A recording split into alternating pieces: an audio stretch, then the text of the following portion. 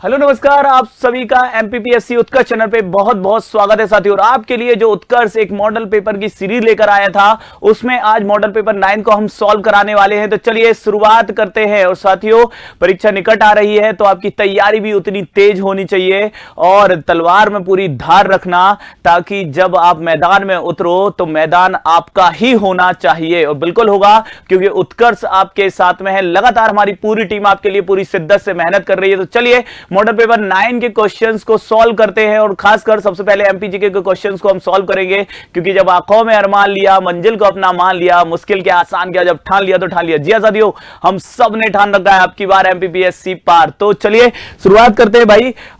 और ये है वो मॉडल पेपर की बुक साथियों, जबरदस्त आप सबने प्यार दिया है इसको। ये विद्यार्थियों के हित में ये मॉडल पेपर थे। 10 model paper with OMR sheet, और साथ ही साथ इसका प्राइस जो था बिल्कुल इतना नॉमिनल रखा गया था कि विद्यार्थियों ने जबरदस्त इसे प्यार दिया है, जबरदस्त सराहना की है। जब भी कोई विद्यार्थी मिलते हैं इसकी जरूर तारीफ करते हैं कि सर क्या ही आपने हमको दिया, जबरदस्त हमारी प्रैक्टिस हो गई है। ठीक है, तो चलिए सबसे पहले एमपीजीके के क्वेश्चंस को हमें सॉल्व करना है। इसमें देखते हैं कौन से क्वेश्चन है भाई। ये रहा पहला प्रश्न आप सबके सामने। मध्य प्रदेश की सबसे ऊंची चोटी कौन सी है? सबसे ऊंची चोटी स्थित है साथियों। इस तरीके के क्वेश्चन एमपीपीएससी पहले भी पूछ चुकी है। इस तरीके का प्रश्न एमपीपीएससी पहले भी पूछ चुकी है राजपीपला पहाड़ियों पर। तो ध्यान रखना, पश्चिमी सतपुड़ा, पश्चिमी जो सतपुड़ा है इसे ही क्या कहते हो आप? राजपीपला कहते हो। पश्चिमी सतपुड़ा जो है ये यदि हम देखें तो बुरहानपुर दर्रे से, बुरहानपुर दर्रे के पश्चिम से, बुरहानपुर दर्रे से ये बड़वानी और अलीराजपुर तक जाता है। अलीराजपुर तक इसका क्या है? विस्तार है।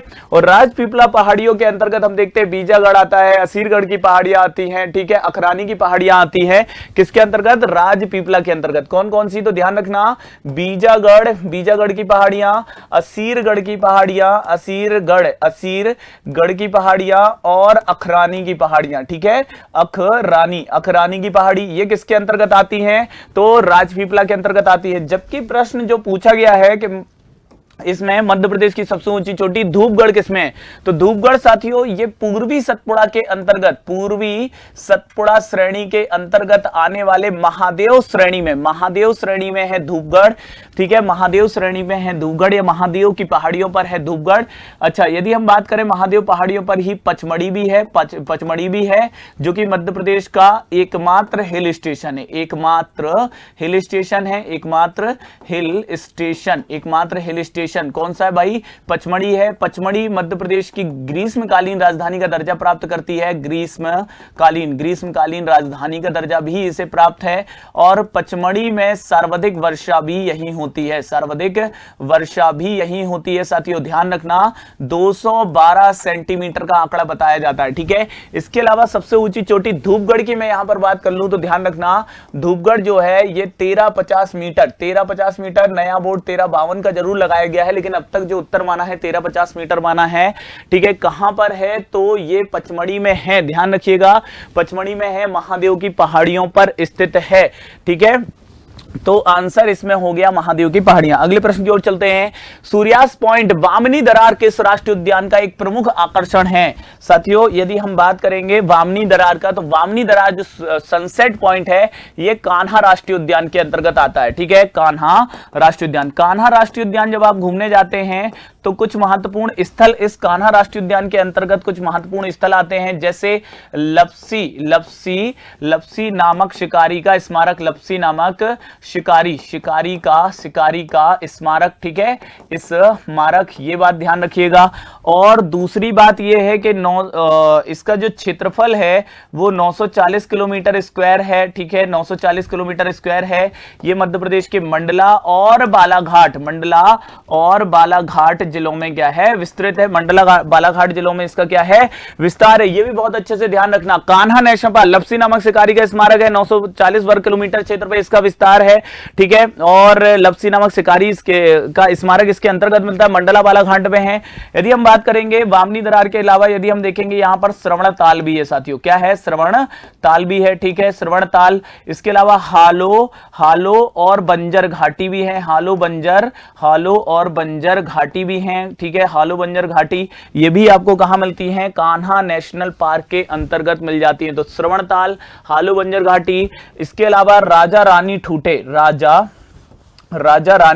राजा रानी ठूठे भी देखने के लिए मिलते हैं, ठीक है, ठूठे भी देखने के लिए मिलते हैं, जो कि किसके हैं ये राजा रानी ठूठे, तो आप बहुत अच्छे से ध्यान रखना, जो राजा रानी ठूठे हैं ये साल वृक्ष के हैं। किस वृक्ष से संबंधित हैं, साल वृक्ष से संबंधित हैं। इसके अलावा और क्या देखने के लिए मिलेगा, बैगा मंगलू के नाम पर सड़क, बैगा मंगलू के नाम पर बैगा मंगलू के नाम पर सड़क भी है, यहां पर सड़क भी है, ठीक है। तो ये चीजें हम प्रमुख रूप से देखें तो कान्हा राष्ट्रीय उद्यान में है एकमात्र नेशनल पार्क जिसमें हवाई पट्टी भी है, हवाई पट्टी वाला एकमात्र ये क्या है, नेशनल पार्क भी है, कान्हा राष्ट्रीय उद्यान। बैगा मंगलू के नाम पे सड़क है, राजा रानी दो ठूठे हैं जो कि साल वृक्ष के हैं, श्रवणताल है, हालू बंजर घाटी। कान्हा का गहना किसे कहते हैं, तो ये 12 सिंगा को कहा जाता है, 12 सिंगा को कान्हा का गहना कहा जाता है, ये बात ध्यान रखना।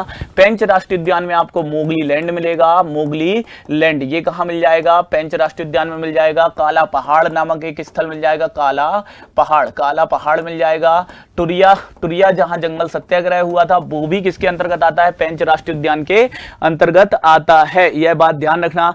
सतपुड़ा राष्ट्रीय उद्यान की यदि हम बात करेंगे तो इसके अंतर्गत धूपगढ़ भी आ जाती है, धूपगढ़ भी आती है जो सबसे ऊंची चोटी अभी हमने देखी, धूपगढ़ भी आती है, चौरागढ़ भी इसी के अंतर्गत आ जाता है, ठीक है, किसके अंतर्गत, सतपुड़ा राष्ट्रीय उद्यान के अंतर्गत। माधव राष्ट्रीय उद्यान कहां है साथियों, शिवपुरी में है, और इसी माधव राष्ट्रीय उद्यान के अंतर्गत तो हम देखते हैं कि क्या मिल जाती है, सांख्या सागर झील। कौन सी झील, सांख्या सागर झील, ये भी आपको कहां देखने के लिए मिलती है, माधव राष्ट्रीय उद्यान में। चलिए अगला प्रश्न देखते हैं, निम्नलिखित नदियों की लंबाई से के संबंध में असत्य कथन बताइए। देखिए मध्य प्रदेश की 5 बड़ी नदियों में हम बात करें, 5 बड़ी नदियां कहां की 5 बड़ी नदियां, तो एमपी की, ठीक है। कौन कौन सी है भाई, तो फर्स्ट कौन सी है, एमपी की सबसे लंबी नदी कौन सी है, फर्स्ट नंबर पे है नर्मदा।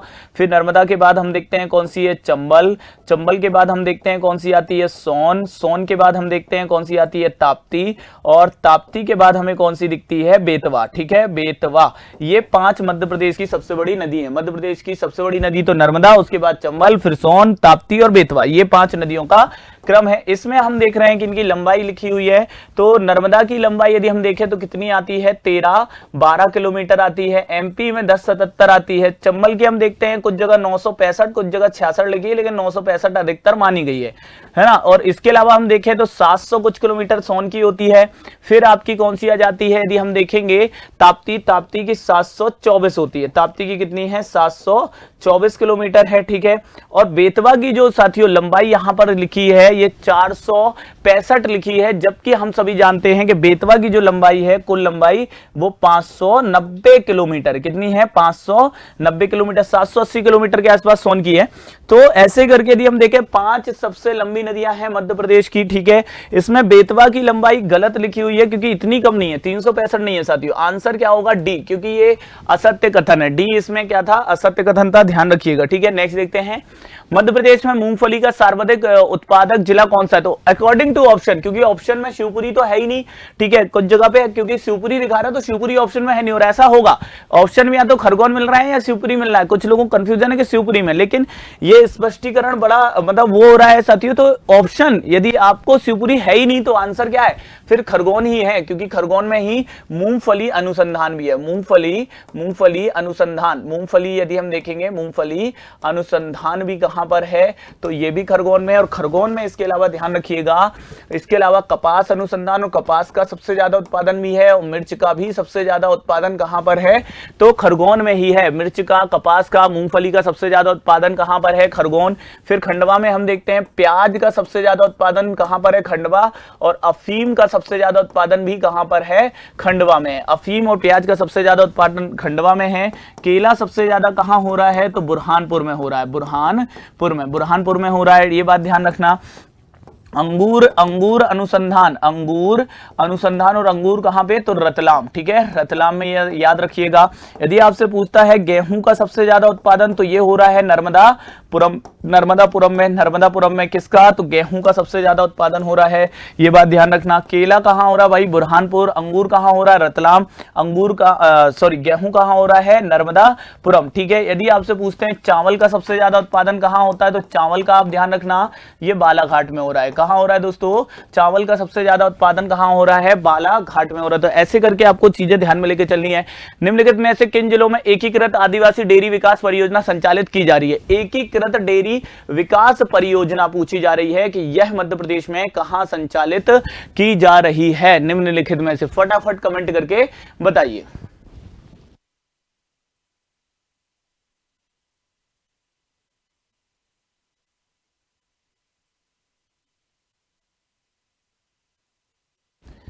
चलिए, तो यहां पर यदि हम बात करें दोस्तों, यहां पर यदि हम बात करें तो आंसर क्या होगा, डी होगा। सभी जिलों में एकीकृत आदिवासी बाहुल्य क्षेत्रों के दुग्ध उत्पादन को बढ़ावा देने के लिए, आदिवासी क्षेत्रों में, ठीक है, किसको, दुग्ध उत्पादन को बढ़ावा देने के लिए इन चारों जिलों में यदि हम देखें एकीकृत आदिवासी डेयरी विकास कार्यक्रम क्या है, संचालित है, ठीक है। यदि हम यहां पर देखेंगे साथियों, यहां पर यदि हम देखेंगे तो एक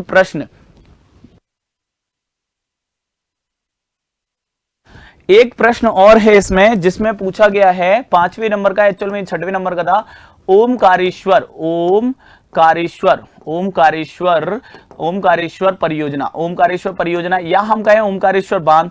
तो ऑब्वियसली बात है, ओमकारेश्वर बांध पूछा है, नर्मदा नदी पर है साथियों, नर्मदा नदी पर है ओमकारेश्वर बांध, ठीक है। और किस जिले में है ये पूछा गया है कि ये कहां पर स्थित है, तो ध्यान रखना खंडवा जिले में है। और खंडवा जिला पूछेगा तो खंडवा और स्थान पूछेगा। ओमकारेश्वर का पुराना नाम क्या है, मानधाता।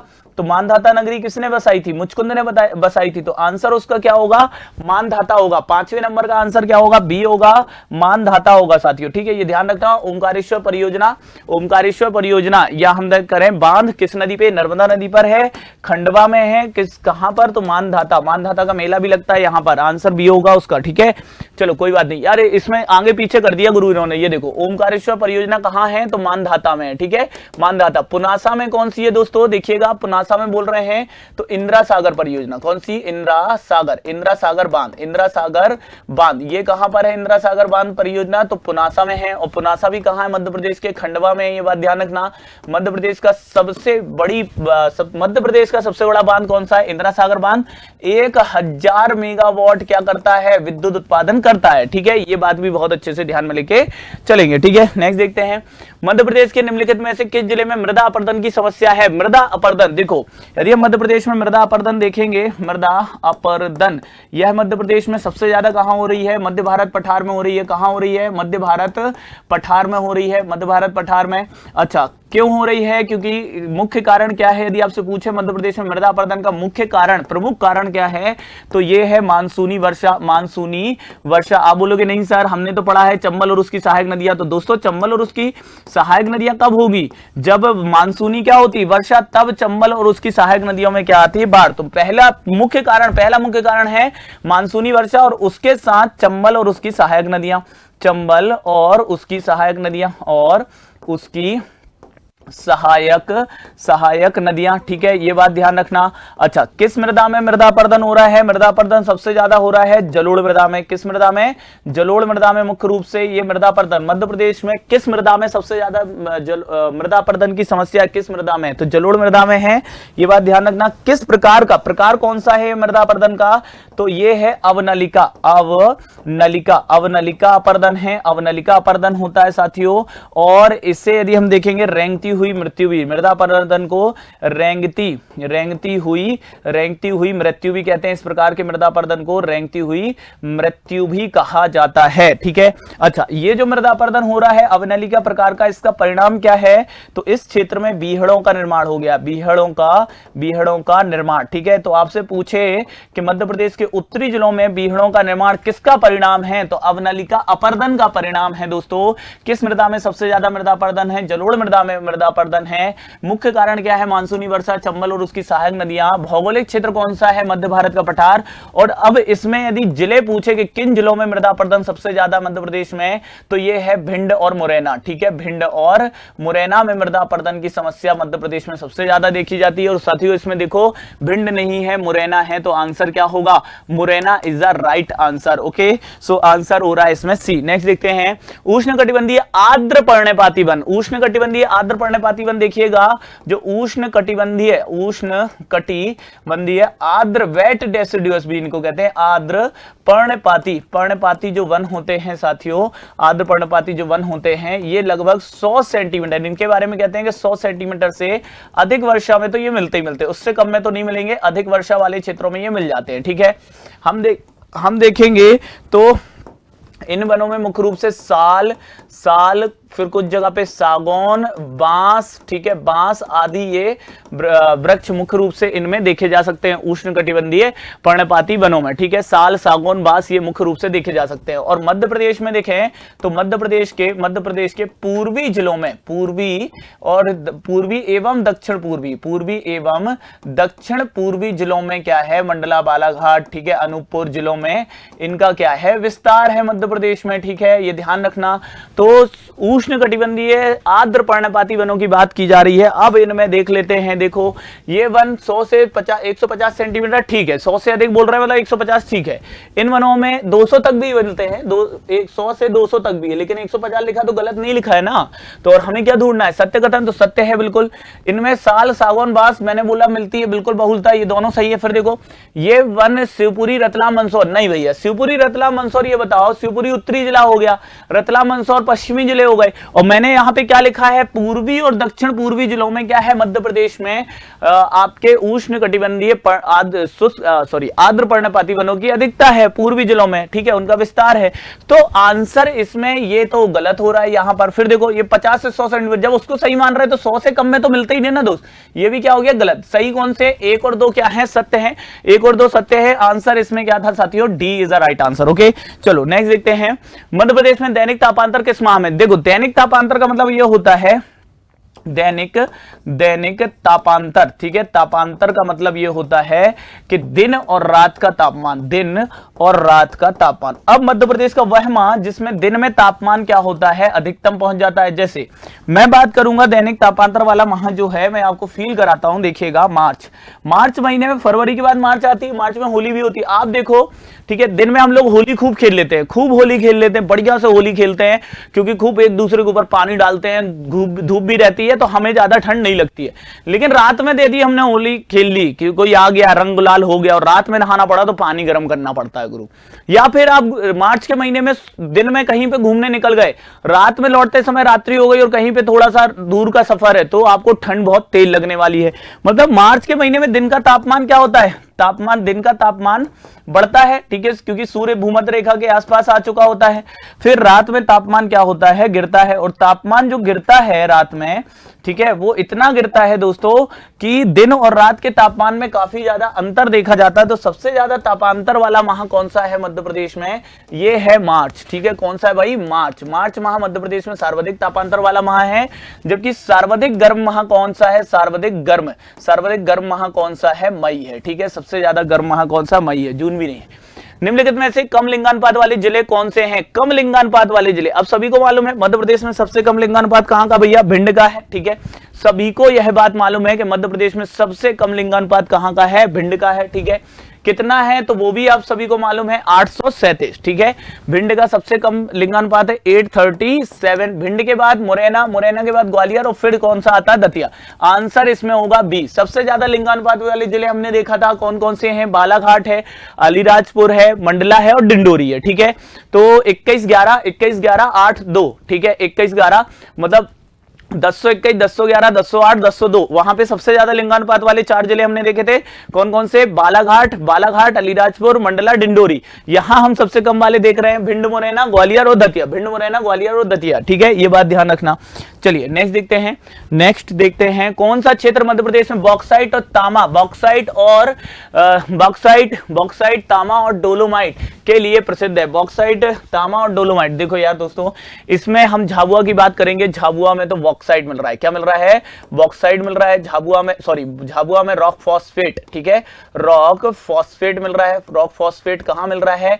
झाबुआ में मिल रहा है, ठीक है। सतना की बात करें तो सतना में आपको गेरू मिल जाता है और चूना पत्थर मिल जाता है। चूना पत्थर और गेरू कहां मिल रहा है? सतना में मिल रहा है। गेरू की तो बेहट खान सतना की बड़ी ही प्रसिद्ध है, हमने पढ़ रखी है कई बार, है ना, ठीक है, तो इसको ध्यान में लेके चलिएगा।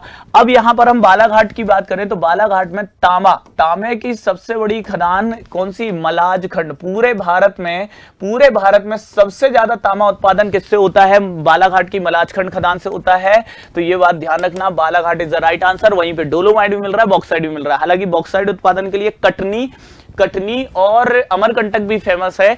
कटनी में बहुत ज्यादा होता है बॉक्साइट मध्य प्रदेश में, लेकिन बालाघाट में भी बॉक्साइट मिल जाता है। तो आंसर क्या लग जाएगा इसमें? Balaghat is the right answer. अब देखो इसमें यदि आपसे पूछता ग्रेफाइट बता दो, ग्रेफाइट कहां पर है? दोस्तों ध्यान रखना, बैतूल में है, ये बात ध्यान रखेंगे।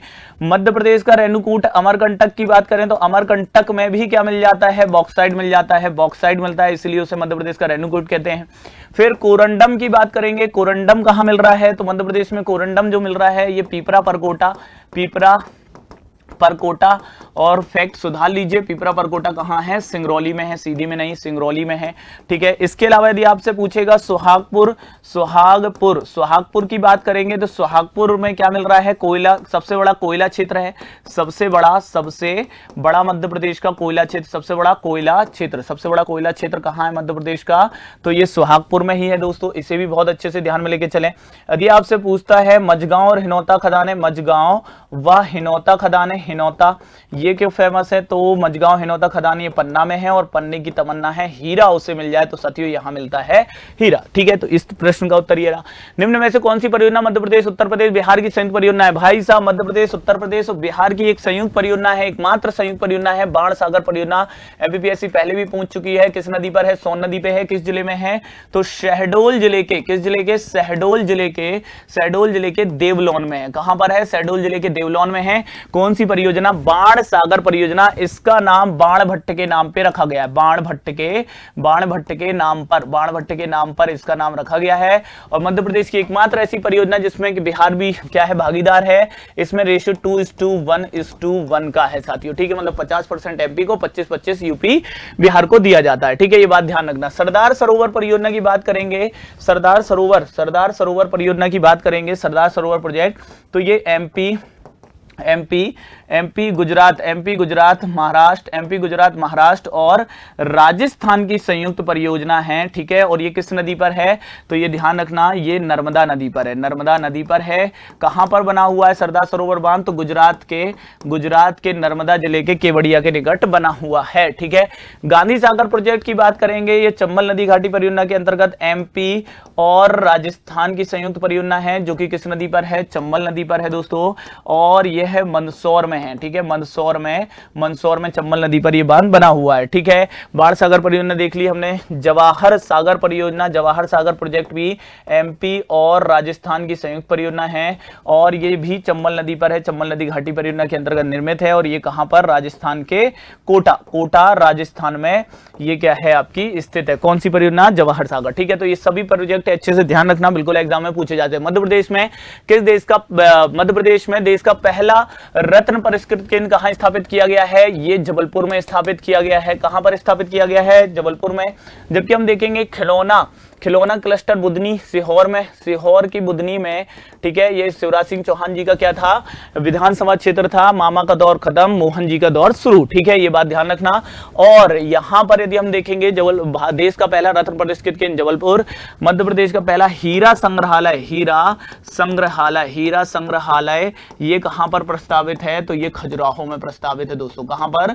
खजुराहो में प्रस्तावित है हीरा संग्रहालय। नेक्स्ट देखते हैं, निम्न में से किस विश्वविद्यालय को केंद्रीय विश्वविद्यालय का दर्जा दिया गया? अवधेश प्रताप सिंह, हरि सिंह गौर, देवी अहिल्याबाई, उपरोक्त सभी। तो ध्यान दीजिएगा यहां पर आंसर क्या होने वाला है, हरि सिंह गौर विश्वविद्यालय सागर। ठीक है, हरि सिंह गौर विश्वविद्यालय सागर की यदि मैं बात करूं तो इसकी स्थापना, ये मध्य प्रदेश का पहला विश्वविद्यालय, इसकी स्थापना 1946 किसने की थी, हरि सिंह गौर जी ने की थी। हरि सिंह गौर जी ने की थी, हरि सिंह गौर जी ने की थी।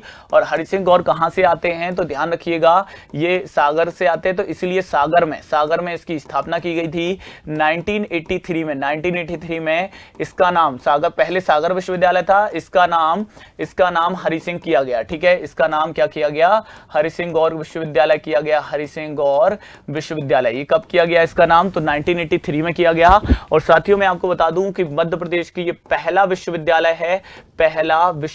है मध्य प्रदेश का। इसके अलावा पहला विश्वविद्यालय है जिसे केंद्रीय विश्वविद्यालय का दर्जा भी मिला है, केंद्रीय विश्वविद्यालय का दर्जा मिला है। कब मिला, तो वर्ष 2008 में ही इसे मध्य प्रदेश का। तो मध्य प्रदेश की एक ऐसी यूनिवर्सिटी जो पहले की राज्य यूनिवर्सिटी थी उसे केंद्रीय यूनिवर्सिटी का दर्जा मिला, हरि सिंह गौर विश्वविद्यालय। आंसर क्या हो जाएगा, B is the right answer. ठीक है, ये मध्य प्रदेश का पहला विश्वविद्यालय भी है। 1946 में इसकी स्थापना हो गई थी, पहले सागर विश्वविद्यालय, फिर इसका नाम हरि सिंह गौर विश्वविद्यालय 1983 किया गया।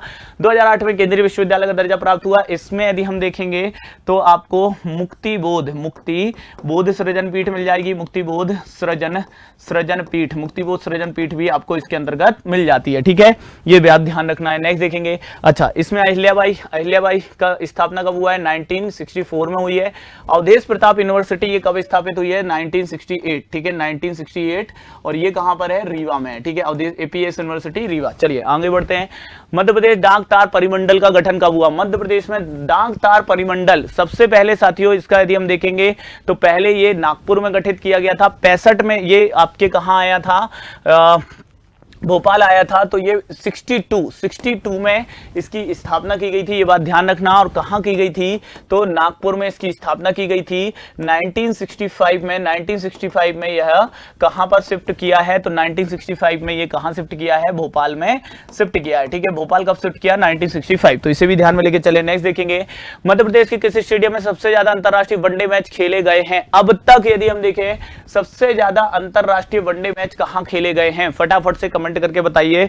यदि हम देखेंगे मध्य प्रदेश का, ठीक है, जो स्टेडियम 1983 में बनके तैयार हुआ था साथियों, और उसमें अब तक 1981 में पहला अंतरराष्ट्रीय मैच खेला गया, और उसके बाद सन 2000 तक इसमें मैच खेले गए। सन 2001 तक इसमें मैच हुए, और कुल कितने अंतरराष्ट्रीय मैच हुए, 9 अंतरराष्ट्रीय मैच हुए। ये स्टेडियम है नेहरू स्टेडियम। और नेहरू स्टेडियम कहां है दोस्तों, इंदौर में। नेहरू स्टेडियम कहां है, इंदौर में। होलकर स्टेडियम जिसका पुराना नाम ऊषा राजे क्रिकेट स्टेडियम था, 2010 में होलकर क्रिकेट स्टेडियम किया गया।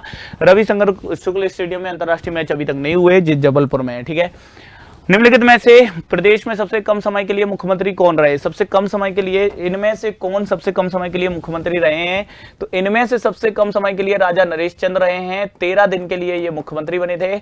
1969 में मुख्यमंत्री बने थे राजा नरेश चंद्र जी। सारंगगढ़ रियासत जो कि अभी वर्तमान छत्तीसगढ़ में है, वहां से ये आते थे। ये मध्य प्रदेश के पहले आदिवासी, मध्य प्रदेश के पहले, ध्यान रखना, मध्य प्रदेश के पहले आदिवासी मुख्यमंत्री भी रहे। पहले आदिवासी सीएम, मध्य प्रदेश के पहले आदिवासी सीएम भी रहे हैं। कौन रहे हैं, राजा नरेश चंद्र सिंह जी। ठीक है, ये बात ध्यान रखना।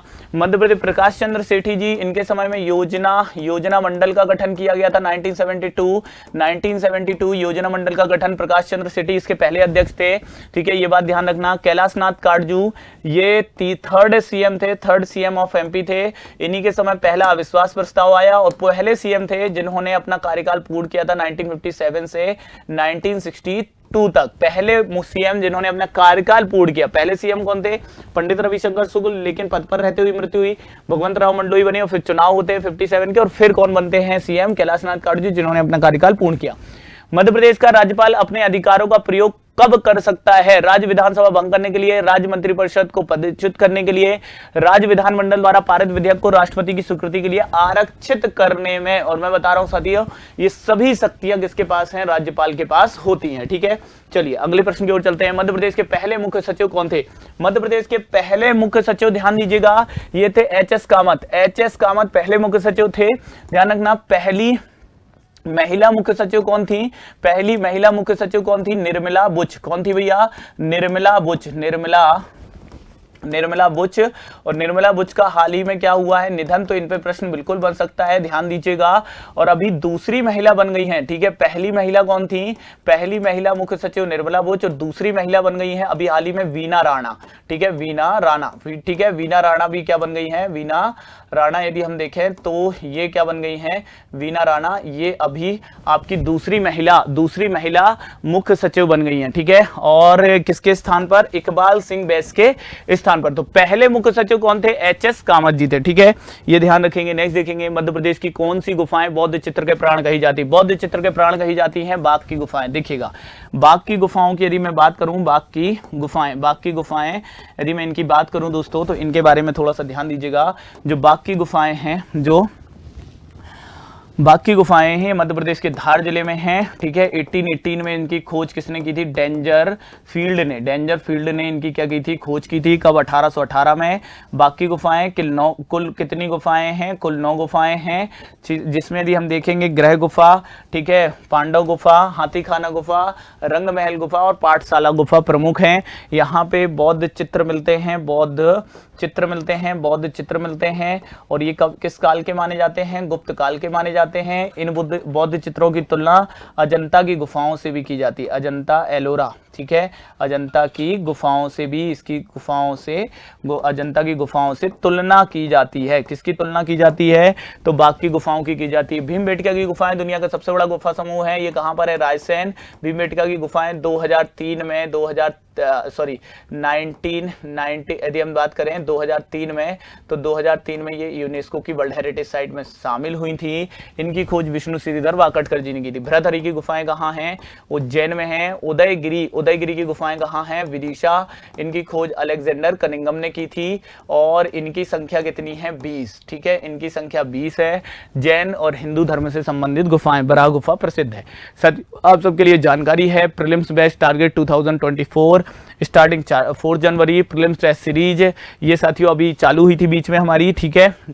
आप ही के लिए UPSC prelim target 2024 from Indore classroom 4 जनवरी से स्टार्ट हो रहा है, और प्रीलिम टेस्ट सीरीज जो कि 2024 के लिए होगी 5 जनवरी से स्टार्ट हो रही है। चलिए अगले प्रश्न की ओर चलते हैं।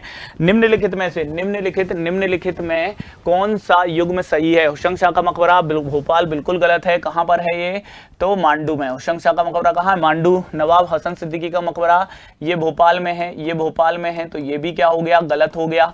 फिर हम देखेंगे गौस मोहम्मद का मकबरा शिवपुरी नहीं, गौस मोहम्मद का जो मकबरा है, गौस मोहम्मद का ये आपके कहां पर है, ग्वालियर में है, ठीक है, ग्वालियर में है। जबकि हम देखेंगे झलकारी बाई की समाधि, ठीक है, झलकारी बाई की समाधि ये कहां पर है, तो ये भी ग्वालियर में है, ठीक है, ग्वालियर में है, ठीक है, ग्वालियर में है। अब बताओ भैया, अब बताओ, झलकारी बाई की समाधि भी ग्वालियर में है। ये यहां पर साथियों ये प्रश्न गलत हुआ है, तो मैं आपको सुधार रहा हूं। देखो यही फायदा है इस मॉडल पेपर रिकॉर्ड कराने का कि गिरधारी बाई कौन है, गिरधारी बाई की समाधि कहां है, गिरधारी बाई की समाधि कहां है, ये है मंडला में। गिरधारी बाई की समाधि कहां है, मंडला। तो ये आंसर सही होगा। ये पूरे के पूरे क्या हैं साथियों, सुमेलित नहीं है। झलकारी बाई तो कहां है, ग्वालियर में है। मंडला में किसकी है, गिरधारी बाई की है। गिरधारी बाई वहां पे होना चाहिए था, ध्यान देना, कोई बात नहीं, वो सभी गलत है। सत्य क्या है, तो गिरधारी बाई की समाधि मंडला, झलकारी बाई की कहां पर है, ग्वालियर। मोहम्मद गौस का मकबरा ग्वालियर, नवाब हसन सिद्दीकी का भोपाल, होशंग शाह का मकबरा भोपाल, ठीक है, होशंग शाह का मकबरा मांडू, ठीक है। चलो अब यहां पर देखो मैं आपको बताता हूं, यदि आपसे पूछा है रानी अवंती बाई की समाधि कहां आती है दोस्तों, ये डिंडोरी में आती है। कहां आती है, डिंडोरी में आती है। रानी लक्ष्मीबाई की समाधि पूछेंगे, लक्ष्मीबाई की समाधि यदि पूछ ले तो ये कहां आती है, ग्वालियर। और इन्हीं की सहायिका कौन थी, झलकारी, तो इनकी समाधि भी कहां पर है, ग्वालियर। फिर हम देखते हैं कि यदि आपसे पूछा जाता है रानी दुर्गावती की समाधि कहां पर है, तो रानी दुर्गावती की समाधि देखिएगा रानी दुर्गावती की समाधि देखिएगा ये कहां पर मिलेगी आपको, तो रानी दुर्गावती की समाधि जबलपुर में मिल जाएगी, ठीक है। रानी दुर्गावती की समाधि जबलपुर में मिल जाएगी, ठीक है। तो ऐसे करके ये समाधियां थोड़ा सा ध्यान रखना। पेशवा बाजीराव की समाधि, पेशवा बाजीराव की समाधि ये कहां मिलने वाली है, तो ये पेशवा बाजीराव की समाधि आपको खरगोन में मिलने वाली है, खरगोन में मिलने वाली है, ठीक है। नेक्स्ट देखते हैं, साज वृक्ष किस जनजाति का पवित्र वृक्ष है? साज, नॉट साल। साज वृक्ष जो है बैगा जनजाति का प्रमुख वृक्ष है, जिसमें बूढ़ा देव रहते हैं। कौन रहते हैं? बूढ़ा देव निवास करते हैं। सहरिया जनजाति की यदि हम बात करें तो ये जड़ी बूटियों की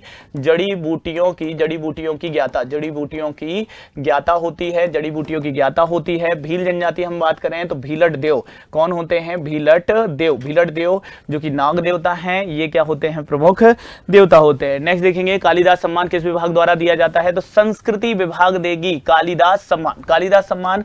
स्थापना 1980 में दिया गया, लेकिन ये 4 क्षेत्रों में अलग अलग वर्षों से प्रारंभ हुआ, ठीक है। 81, 82, 83 तक ये अलग अलग क्षेत्रों से प्रारंभ हुआ। 4 क्षेत्र कौन से हैं? तो शास्त्रीय नृत्य भी है, शास्त्रीय गायन भी है, शास्त्रीय नृत्य, शास्त्रीय गायन, और फिर रंगकर्म और कौन सा? रूपंकर। इन 4 क्षेत्रों में यह दिया जाता है संस्कृति विभाग द्वारा कालिदास सम्मान। नेक्स्ट देखेंगे, मध्य प्रदेश के निम्न कवि साहित्यकार व उनकी रचनाओं के युग्म को गलत छाटिए। चांद का मुख टेढ़ा, गजानन माधव मुक्तिबोध, प्राण पर्ण बालकृष्ण शर्मा नवीन, हंसते हैं रोते हैं शरद जोशी, समर्पण माखनलाल चतुर्वेदी जी। बताइए भाई इसमें कौन सा एक गलत है, ठीक है, फटाफट कमेंट करके बताइए। हंसते हैं रोते हैं ये किसकी है? हरिशंकर परशाई जी की है, ध्यान रखना, ये सुमिलित नहीं है। शरद जोशी जी की जैसे राह किनारे बैठ, एक दिन ये निकले और राह किनारे बैठ गए, फिर इन्होंने देखा एक व्यक्ति बहुत बड़ी हाँक रहा है, बाकी सब उसकी सुन रहे हैं, तो वो क्या हो गए? अंधों का हाथी हो गया, अंधों का हाथी, ठीक है। और फिर उसको इन्होंने कहा एक था गधा कह दिया उसको, और फिर सभी लोग आए और जीप पर बैठकर चले गए, तो इन्होंने उन्हें कहा जीप पर सवार इल्लियां, ठीक है, जीप पर सवार इल्लियां। ये किसे कहा? तो शरद जोशी जी, है ना। शरद जोशी जी कहां निकले थे घूमने? तो उज्जैन, इसलिए इनका निवास कहां का? उज्जैन, मध्य प्रदेश के प्रसिद्ध व्यंग्यकार शरद जोशी जी, ठीक है। माखनलाल चतुर्वेदी जी एक भारतीय आत्मा के नाम से प्रसिद्ध हैं, एक भारतीय आत्मा के नाम से प्रसिद्ध हैं। कहां से आते थे? नर्मदापुरम जिले से। नेक्स्ट देखेंगे, पीर बुधान का मेला कहां लगता है? पीर बुधान का मेला शिवपुरी में लगता है दोस्तों। कहां लगता है पीर बुधान का मेला? शिवपुरी में लगता है, ध्यान रखना। ग्वालियर में व्यापार मेला लगता है, व्यापार मेला कहां लगता है? तो ये ग्वालियर में लगता है, ठीक है। हीरा भूमिया का मेला यदि हम देखें यहां पर ध्यान दीजिएगा, हीरा भूमिया का मेला यदि आपसे पूछा जाता है, ये गुना और ग्वालियर दोनों में लगता है, गुना ग्वालियर दोनों में लगता है।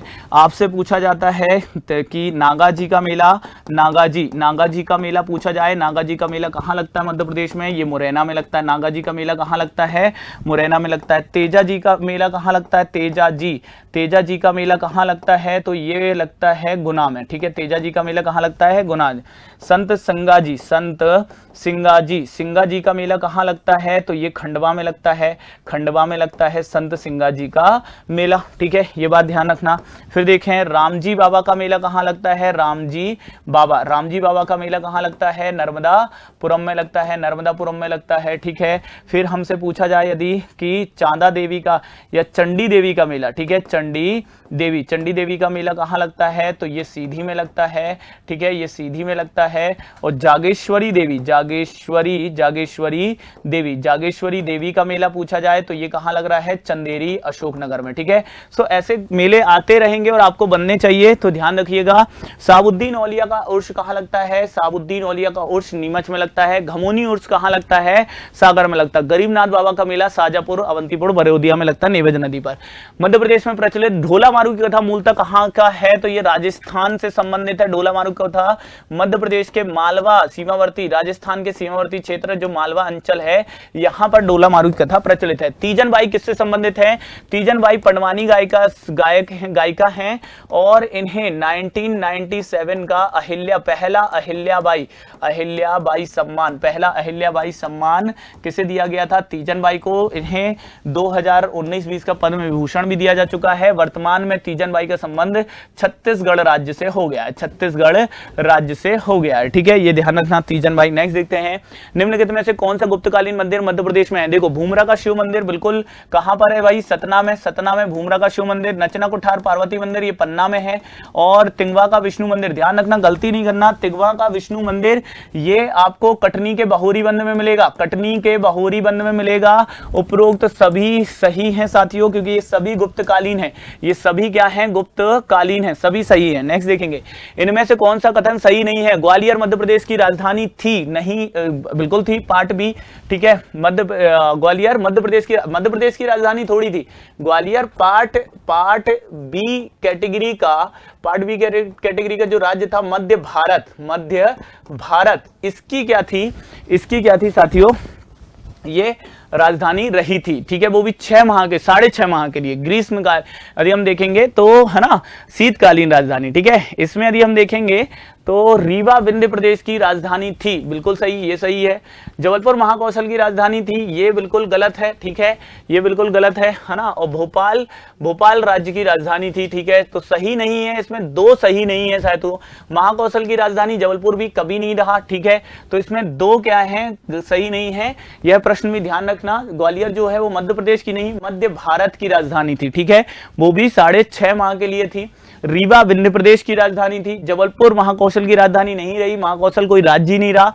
सेंट्रल प्रोविंस एंड बरार की यदि आप बात करोगे कि सेंट्रल प्रोविंस एंड बरार था सर पार्ट ए स्टेट, तो इसकी राजधानी तो नागपुर थी। कब रही महाकौशल की राजधानी? जबलपुर नहीं रही भैया, है ना, तो ये ध्यान रखना। नेक्स्ट देखेंगे, मध्य प्रदेश, मतलब इसमें आंसर आपके 2 गलत हैं, इसमें सही नहीं है तो 2 सही नहीं है ना, ठीक है। मध्य प्रदेश पर्यटन और संस्कृति मंत्रालय किसके अधीन है? मध्य प्रदेश पर्यटन मंत्रालय और संस्कृति मंत्रालय किसके अधीन था? कर लो, अभी आप देखो ये प्रासंगिक नहीं था वैसे, ठीक है, लेकिन था पिछली सरकार में, तो उषा ठाकुर जी, अब में भी हो सकता है इस बार भी नहीं दिया जाए। उषा ठाकुर कहां से आती थी? महू विधानसभा से आती थी, ठीक है। चलिए नेक्स्ट देखेंगे, 15 नवंबर 2022 जनजाति गौरव दिवस के अवसर पर पेशा अधिनियम के अंतर्गत ग्राम सभा को कौन से अधिकार दिए गए हैं? जल के अधिकार, जमीन के अधिकार, जंगल के अधिकार, सभी जल जंगल जमीन ये अधिकार दिए गए हैं, ठीक है। किसके अधीन दिए गए हैं? पेशा नियमावली, जो कि लॉन्च की थी किसने? 15 नवंबर 2022 को शहडोल से लॉन्च की थी किसने? द्रौपदी मुर्मू जी ने। किसने? द्रौपदी मुर्मू देश की किस नंबर की महिला राष्ट्रपति हैं? देश की पहली आदिवासी महिला राष्ट्रपति हैं, लेकिन देश के किस नंबर की, ओवरऑल किस नंबर की राष्ट्रपति बनी है? फटाफट कमेंट करके बताओ। मध्य प्रदेश के चर्चित खिलाड़ी रुबीना फ्रांसिस का संबंध किससे है? रुबीना फ्रांसिस पैरा शूटिंग से संबंधित है, तो शूटिंग तो लगा ही सकते हैं, पैरा शूटिंग संबंधित है, जबलपुर जिले से आती हैं। और ये इसलिए महत्वपूर्ण हो रही हैं कि मध्य प्रदेश सरकार ने 1 नवंबर 2022 को पहला मध्य प्रदेश गौरव सम्मान, किस क्षेत्र का गौरव सम्मान? खेल क्षेत्र का इन्हें ही दिया है। खेल क्षेत्र का पहला मध्य प्रदेश गौरव सम्मान रूबी फ्रांसिस को दिया है। देखिए 26वां ई गवर्नेंस सम्मेलन का आयोजन कहां किया गया? 26वां राष्ट्रीय ई गवर्नेंस सम्मेलन ये कहां पर आयोजित किया गया, ये पूछा जा रहा है साथियों। तो ये आयोजित किया गया था 24 से 25 अगस्त के बीच में किया गया था, और ये कहां किया गया था? इंदौर के मध्य प्रदेश में 24 से 25 अगस्त 2 दिवसीय था। 2023 में ही इसका आयोजन हुआ, कहां हुआ? इंदौर में। नेक्स्ट देखते हैं, तो आप सब ध्यान दीजिएगा दोस्तों, आप सब ध्यान दीजिएगा। मेंस टेस्ट सीरीज टारगेट 2023, ठीक है, ये 4 जनवरी से स्टार्ट हो जाएगी, ठीक है। और मेंस पेपर 3 का बैच भी 8 जनवरी से स्टार्ट होने जा रहा है। आंसर राइटिंग बैच जो कि 4 जनवरी से स्टार्ट होगा। तो आप सभी यदि उत्कर्ष के साथ जुड़ के अपना भविष्य बनाना चाहते हैं तो आप सभी का उत्कर्ष में स्वागत है। अब आप आगे कंटिन्यू करिएगा, आगे भी हमारे इस मॉडल पेपर से संबंधित अन्य क्वेश्चन को सॉल्व कराएंगे गुरुजन, तो आप बने रहिएगा। सेशन अच्छा लगे तो लाइक जरूर कर देना साथियों। थैंक यू सो मच, जय हिंद। नमस्कार दोस्तों, उम्मीद है कि आप लोग बढ़िया होंगे और आप एकदम खटाखट सवाल भी कर रहे होंगे। सर के डिस्कशन के साथ में आप लोग जुड़े हुए थे। ये जो मॉडल पेपर है 9, इसमें जो पॉलिटी और कमीशन यानी कि आयोग के सेगमेंट की चर्चा है वो मुझको करनी है। तो 9वें पेपर पे देखते हैं कौन कौन से सवाल रखे गए थे। सबसे पहले पॉलिटी वाले सेगमेंट को देख लेते हैं। सबसे पहला सवाल देख लेते हैं कि नेहरू ने भारत सरकार अधिनियम 1935 को सभी ब्रेकों से युक्त बिना इंजन की गाड़ी की संज्ञा दी थी। एकदम सही है, बिल्कुल। उन्होंने कहा था कि ये जो अधिनियम है इसमें इतनी ज़्यादा अजीब सी व्यवस्थाएं की गई हैं जिससे व्यवस्था सामान्य रूप से संचालन करना एकदम आसान नहीं होगा। और इसी वजह से इसको क्या कहा उन्होंने कि सभी ब्रेकों से युक्त लेकिन बिना इंजन की गाड़ी कहा। अधिकाधिक क्यों कहा, एक कारण देने का प्रयास किया गया है कि अधिकाधिक रक्षात्मक उपायों, इमरजेंसी जैसे प्रावधान थे।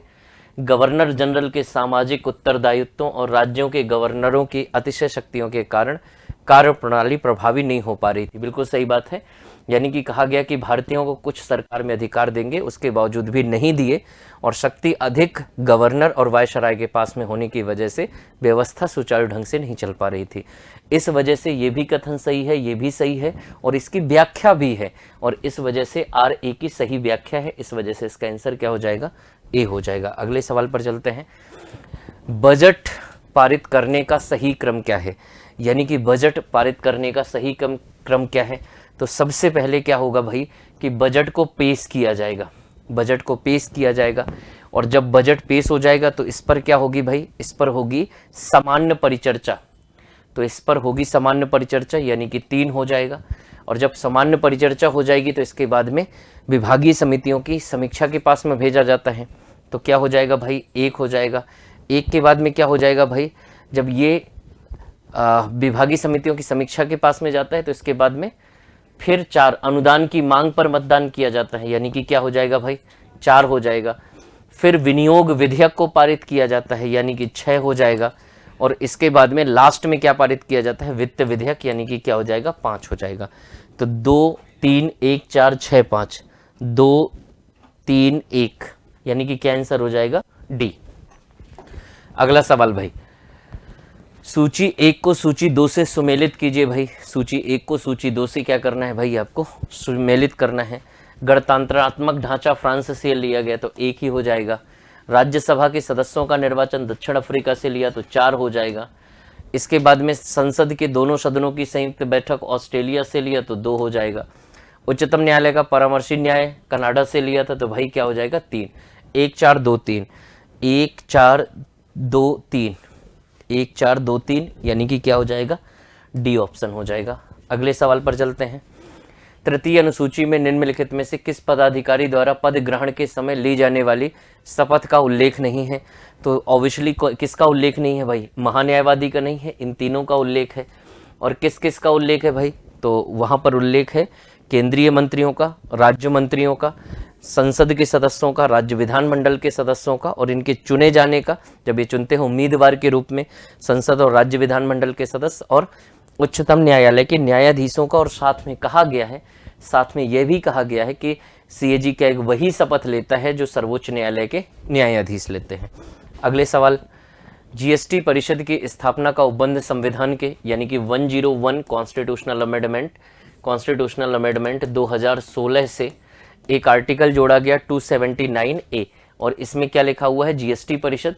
और यह एक संवैधानिक संस्था है, पूर्ण रूप से जोड़ी जाने वाली संवैधानिक संस्था। इसका भारतीय संविधान में कोई उल्लेख नहीं था, मूल स्वरूप में जोड़ी गई है। भारत में 5 क्षेत्रीय परिषदों की स्थापना की गई थी। ये परिषद 4 तो 1956 में की गई थी और उसके बाद में 1971 में नॉर्थ ईस्ट वाली परिषद को किया गया था। तो जो क्षेत्रीय परिषद थी वो राज्य पुनर्गठन अधिनियम के तहत 1956 में नेहरू जी द्वारा की गई थी, नेहरू सरकार द्वारा। और इसके अध्यक्ष कौन होते हैं भाई, क्षेत्रीय परिषद के अध्यक्ष होते हैं गृह मंत्री यानी कि होम मिनिस्टर, गृह मंत्री। चलो भाई अगला सवाल 50 के बाद में, निम्नलिखित में से किसने अखिल भारतीय सेवाओं को समाप्त करने की सिफारिश की थी। तो अखिल भारतीय सेवाएं जिनका उल्लेख है आर्टिकल 312 में, और एक समिति बनी थी राजमन्नार समिति, PV राजमन्नार की अध्यक्षता में। तो उस समिति जो तमिलनाडु सरकार ने बनाई थी, उस समिति की रिकमेंडेशन थे कि आप अखिल भारतीय सेवाओं को समाप्त कर दीजिए। तो इस वजह से आंसर क्या हो जाएगा, राजमन्नार समिति। अशोक मेहता समिति पंचायती राज से संबंधित प्रशासनिक सुधार आयोग 1966 में बना था, ये चीज़। अगला देखो भाई, एमपीपीएससी फाउंडेशन बैचेस के बारे में जानकारी देख लीजिए भाई। ऑफिसर जो बैच है वो टारगेट प्लस ऑफिसर बैच को क्या बोलते हैं, टारगेट में प्री होगा और मेंस 2024 को। 1 ईयर बैच में क्या है, pre plus mains plus interview का, और 3 ईयर फाउंडेशन बैच है ये। इसके बाद में कमीशन के सवाल होंगे, कमीशन पर चर्चा देख लेते हैं। किस संविधान संशोधन के द्वारा ओबीसी आयोग को दर्जा किससे दिया गया था, तो 102 संविधान संशोधन 2018 से दिया गया था, और इसमें जो आर्टिकल जोड़ा गया था 338B जोड़ा गया था।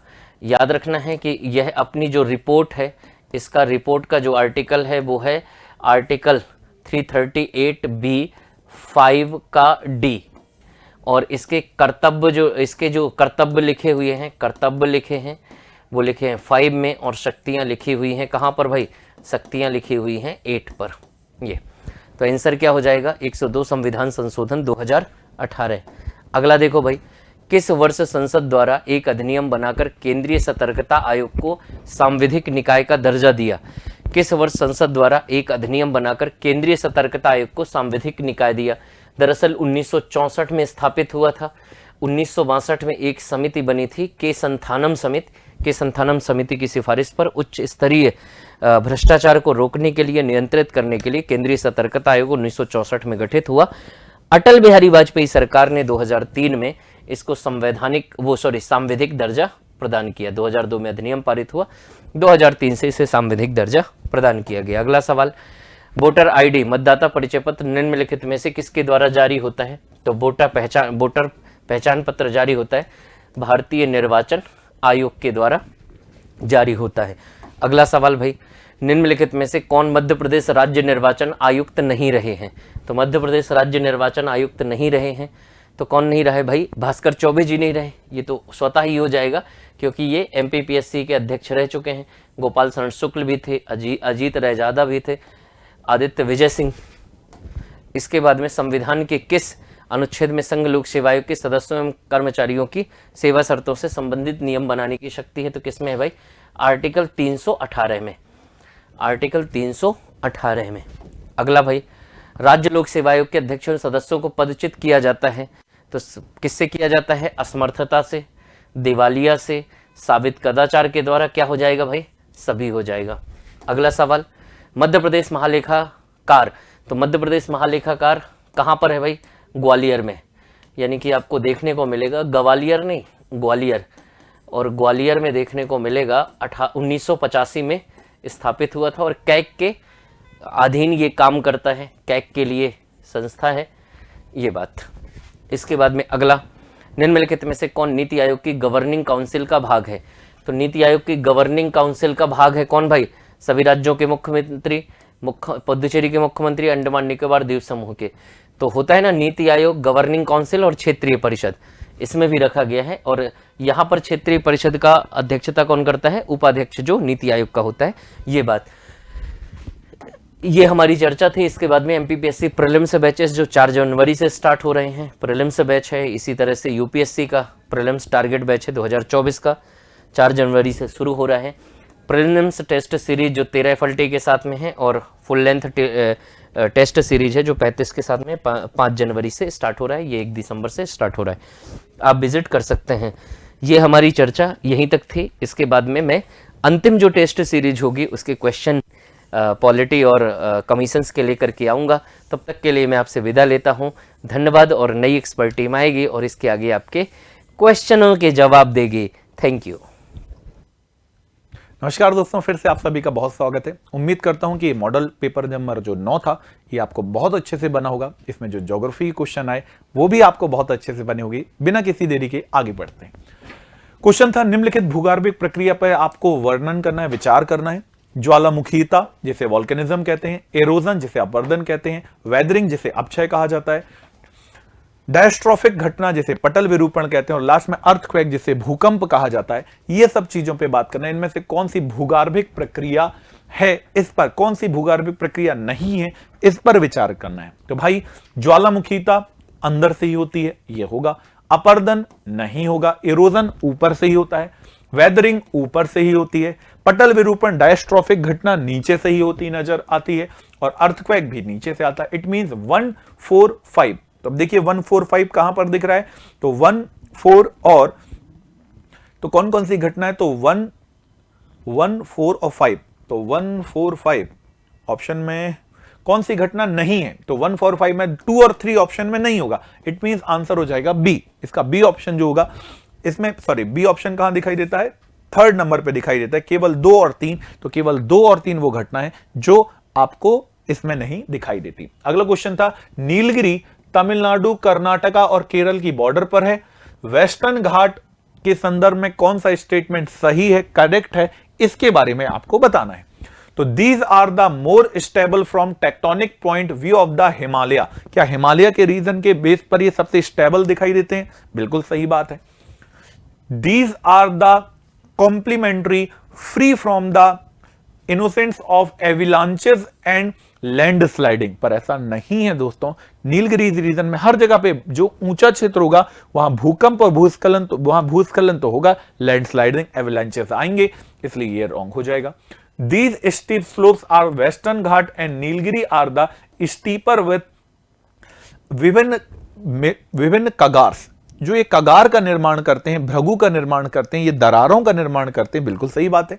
And the last one is, इन क्षेत्रों में लघु अवधि में अधिक वर्षा होती है, बिल्कुल सही बात है। साउथ वेस्ट मानसून से यहां वर्षा होती है और ये वर्षा के कारण यहां क्या होता है, अधिक वन, यहां पर एवरग्रीन वेजिटेशन पाया जाता है। इट मीन सभी स्टेटमेंट सही है। कौन सा स्टेटमेंट बस गलत है, तो भाई ये सेकंड वाला स्टेटमेंट यहां से गलत नजर आता है, बाकी सभी करेक्ट है। तो पूछा गया है निम्न में से कौन सा जो स्टेटमेंट है वो इसके बारे में सही है, तो कौन सा नहीं है, तो दूसरे को हटा दें तो बाकी सभी सही आते हैं।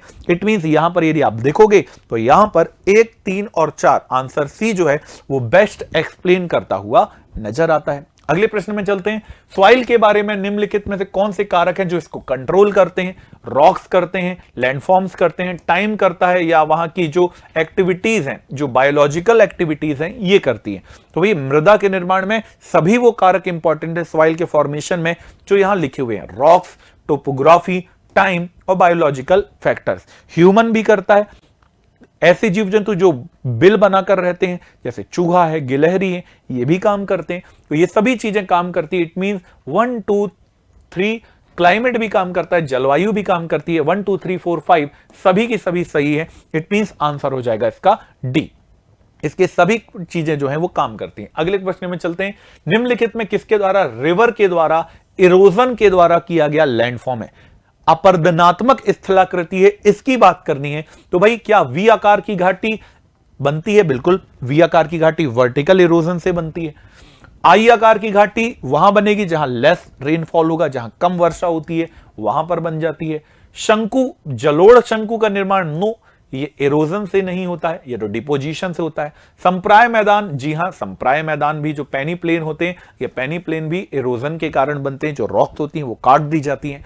तो 1, 2, 4 करेक्ट है। तो 1, 2, 4 कहां पर आ रहा है, देखिए तो 1, 2, 4 सी ऑप्शन में आ रहा है। तो जो सी ऑप्शन है वो सही है। जलोढ़ शंकु डिपोजिशन का परिणाम है, ना कि इरोजन का। अपर्दन का परिणाम नहीं है, वो निक्षेपण का परिणाम दिखता है। निम्नलिखित में स्टेटमेंट पर विचार करना है, कौन सा स्टेटमेंट करेक्ट है ये बताना है।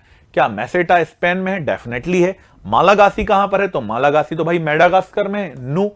यूनान का पठान मेडागास्कर में, no. It is located in China, तो ये तो इनवर्स का फॉर्मूला था। तो करेक्ट कौन सा है? ओनली 1 करेक्ट है। तो आंसर यहां से हो जाएगा ए, ओनली 1। आगे बढ़ते हैं। निम्नलिखित पर विचार करना है। स्ट्रेट दी हुई, जल संधियां दी हुई हैं, कौन सा स्टेटमेंट करेक्ट है ये बताना है। डोवर स्ट्रेट क्या इंग्लिश चैनल को नॉर्थ सी से जोड़ता है? बहुत इंपॉर्टेंट है भाई, बिल्कुल। Palk strait, it is located in India but it is not connect फारस, गल्फ ऑफ फारसिया या gulf of Persia and Arabian sea नहीं जोड़ता है भाई। ये पाल्क स्ट्रेट जो है वो इंडिया में लोकेट करता है और भारत में तमिलनाडु के पास दिखाई देता है, ठीक है। तो ये स्टेटमेंट रॉन्ग हो जाएगा। बेरिंग सी को चुक्सी सी से जोड़ता है, बिल्कुल सही बात है। तो ए और 3 करेक्ट है, तो आंसर हो जाएगा इसका सी। तो इसका करेक्ट आंसर क्या हो गया, सी इसका परफेक्ट करेक्टली आंसर दिखाई देता है। Kayal which is known as back water, तो स्थलाकृतियों का निर्माण किस कोस्ट पर होता है? तो आप सभी एक वर्ड जानते होंगे लैगून लेक, जो समुद्र के किनारे, ओशियन के किनारे बनती है। तो ये जो लैगून लेक है इन्हें केरला में क्या कहा जाता है, कयाल्स कहा जाता है, जैसे अष्टमुदी, बेम्बनड, पुनमाडा इत्यादि। तो ये सभी कहां पाई जाती हैं? तो केरला के कोस्ट को क्या कहा जाता है, मालाबार कोस्ट कहा जाता है, वहां पर पाई जाती हैं। कोरोमंडल की बात करेंगे तो ये तमिलनाडु में, नॉर्दर्न सरकार की बात करेंगे तो उड़ीसा में, कोंकण की बात करेंगे तो महाराष्ट्र और गोवा में। इट मींस आंसर क्या हो जाएगा, ए। अगले क्वेश्चन में चलते हैं। सिंधु रिवर सिस्टम के बारे में कौन सा कथन करेक्ट रॉन्ग है, इसके बारे में बताना है, रॉन्ग स्टेटमेंट बताना है। भारत में यह हिमालयन नदियों का सबसे वेस्टर्न पार्ट है, बिल्कुल सही है, अरेबियन सी में गिरती है। जॉस्कर रिवर सिंधु को लेह के समय मिलती है, बिल्कुल सही है। इंडस रिवर कराची के नियर अरेबियन सी में जाकर गिरने से पहले एस्चुरी का निर्माण करती है, no, they form delta near the Arabian Sea, Pakistan, Karachi. And the last one, Indus river system Jammu और कश्मीर के केवल लेह में बहती है। अब जम्मू कश्मीर में नहीं बहती है, अब ये कहां पर बहती है, तो ये लद्दाख यूनियन टेरिटरी के केवल लेह जिले से होकर बहती है। ये भी करेक्ट दिखता है, जम्मू कश्मीर के रीजन पे दिखती है। इट मींस इनका जो आंसर है वो कौन सा करेक्ट नहीं है, तो आंसर सी करेक्ट नहीं है, तो इसका आंसर हो जाएगा सी। ये इट कैनॉट कनेक्ट और form estuary, it form delta. जो लॉन्गेस्ट रिवर होती हैं वो ज्यादा सेडिमेंट लेकर चलती हैं और वो डेल्टा फॉर्म करती हैं, जबकि छोटी नदियां जो तेज बहती हैं वो एस्चुरी बनाती हैं, जैसे नर्मदा, ताप्ती इत्यादि। आगे चलते हैं। वर्षा ऋतु में तमिलनाडु कोस्ट जो है वो ड्राई रहता है, जो साउथ वेस्ट मानसून जाता है उसमें ये जो कोस्ट है ये कैसा रहता है, ड्राई रहता है। इसका क्या कारण है ये बताना है। यहां पर जो मानसूनी विंड है वो बिल्कुल पैरेलल निकल जाती है, बिल्कुल सही है। देखिए ये हमारा इंडिया है और यहां से साउथ वेस्ट मानसून की बात की जा रही है और इस स्टेटमेंट इस एरिया का दिया गया है। तो मानसूनी विंड्स यहां से पैरेलल निकल जाती हैं और ये रीजन साउथ वेस्ट मानसून के समय पर कैसा रह जाता है, तो ये शैडो रह जाता है, वृष्टि छाया रह जाता है, पानी यहां नहीं गिरता है। तो बिल्कुल सही बात है भाई, तो यहां पर पानी नहीं गिरता, इसका कारण है वो पैरेलल निकल गई और पैरेलल के कारण ये रीजन शैडो बन गया है। तो आंसर ए और बी दोनों करेक्ट हैं, आंसर हो जाएगा सी, इसका परफेक्ट आंसर नजर आता है। अब आते हैं 44 नंबर के क्वेश्चन पे। निम्नलिखित स्टेट पर बात करनी है कि निम्नलिखित में से कौन सा एरिया है जहां पर ट्रॉपिकल थॉर्नी फॉरेस्ट पाए जाते हैं, कटीले वन पाए जाते हैं। हरियाणा बिल्कुल पाए जाएंगे चूंकि राजस्थान से कनेक्टेड है, गुजरात इसके नॉर्दर्न पार्ट में पाए जाते हैं, राजस्थान में तो पाए ही जाते हैं, मध्य प्रदेश के वेस्टर्न वाले पार्ट में ऐसे वेजिटेशन देखते हैं, बट बिहार में ऐसे वन नहीं देखे जाते। इट मींस 4 वाला करेक्ट नहीं है। तो बताना है भाई कहां पाए जाते हैं, तो 4 को छोड़ दें तो बाकी सभी जगह पे पाया जाता है। इट मींस आंसर सी यहां से परफेक्ट है। 70 सेंटीमीटर से यदि लेस रेनफॉल होता है तो उस रीजन पे क्या पाए जाते हैं, ऐसे कटीले वन और झाड़ियां पाई जाती हैं। 70 से 200 के बीच में डेसिडियस वेजिटेशन पाया जाता है। समताप मंडल के बारे में, समताप मंडल के निचले भाग में जेट विमान बहुत आसानी से उड़ते हैं। इसका रीजन क्या है? जेट विमान, jet planes can fly very easily in the smoothly in the lower part of stratosphere. What is the basic reason? समताप मंडल के निचले भाग में क्लाउड और एवोपरेशन या वाष्पन नहीं होता है, बिल्कुल सही बात है। जो स्ट्रेटोस्फीयर है इसके निचले भाग में जो ऊर्ध्वाधर वर्टिकल विंड्स हैं वो नहीं चलती, ये वाली बात भी है भाई। जो क्षोभ मंडल है स्ट्रेटोस्फीयर इसके जस्ट ऊपर, जो ट्रोपोस्फीयर इसके जस्ट ऊपर, स्ट्रेटोस्फीयर समताप मंडल पाया जाता है। यहां पर बहुत शांत पवनें चलती हैं, ऊर्ध्वाधर नहीं चलती, वर्टिकल नहीं चलती, हॉरिजॉन्टल चलती हैं। साथ ही साथ कोई क्लाउड, कोई भी तरह की मौसमी घटनाएं नहीं होती हैं, इसीलिए यहां जेट विमान उड़ना पसंद करते हैं। 1 और 2 दोनों सही है और पूछा गया था कौन सा स्पष्ट करना है, तो 1 और 2 दोनों सही है। इट मींस आंसर जो सी है वो यहां करेक्ट सही होता हुआ नजर आता है। तो उम्मीद करता हूं कि ये जो नौवां टेस्ट पेपर था आपको बहुत अच्छे से बना होगा। ऐसे ही पढ़ते रहिए, खुद पे भरोसा रखिए। माँ बाप और खुद का क्रिएट किया हुआ जो सपना इसको हकीकत में बदलने के लिए आप कुछ क्षणिक दूर हैं, तो खुद पे भरोसा बना के रखिएगा। मिलते हैं अगले वीडियो में। आगे की बात के लिए इतिहास के शिक्षक आपके साथ रहेंगे। जय हिंद, जय भारत। चलिए आइए दोस्तों, आज हम मॉडल पेपर नंबर 9 को डिस्कस करेंगे, है ना। तो इतिहास का ये मॉडल पेपर नंबर 9 है, मतलब मॉडल पेपर नंबर 9 के जो इतिहास के सवाल हैं हम उनको डिस्कस करने वाले हैं। आइए देखिए, 55वां सवाल जो आपके पास है, कांग्रेस के प्रथम अधिवेशन की अध्यक्षता किसने की थी, है ना। Who presided over the first session of Congress. Option है आपके पास व्योमेश चंद्र बनर्जी, दादा भाई नौरोजी, A.O. ह्यूम और दिनशा वाचा या दिनशा बाचा। ठीक है, तो आपको ये बहुत आसान सवाल है, इसका जो आंसर है वो क्या होगा, व्योमेश चंद्र बनर्जी। ठीक है, कांग्रेस के प्रथम अधिवेशन की अध्यक्षता किसने की, व्योमेश चंद्र बनर्जी। अब और ये अधिवेशन कब हुआ, 1885। कहां हुआ, बंबई। ठीक है, 1885 में ये अधिवेशन हुआ, बंबई में पहला अधिवेशन था और व्योमेश चंद्र बनर्जी क्या हुए, इसके अध्यक्ष। देखिए, कांग्रेस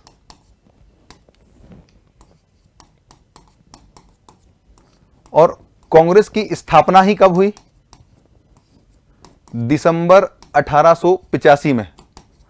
दिसंबर 1885 में क्या हुई, कांग्रेस की स्थापना हो रही है बेटा। और इसके संस्थापक कौन है, तो इसके संस्थापक हैं A.O. ह्यूम।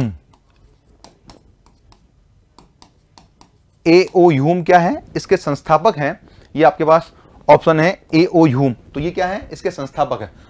और इसके प्रथम अधिवेशन में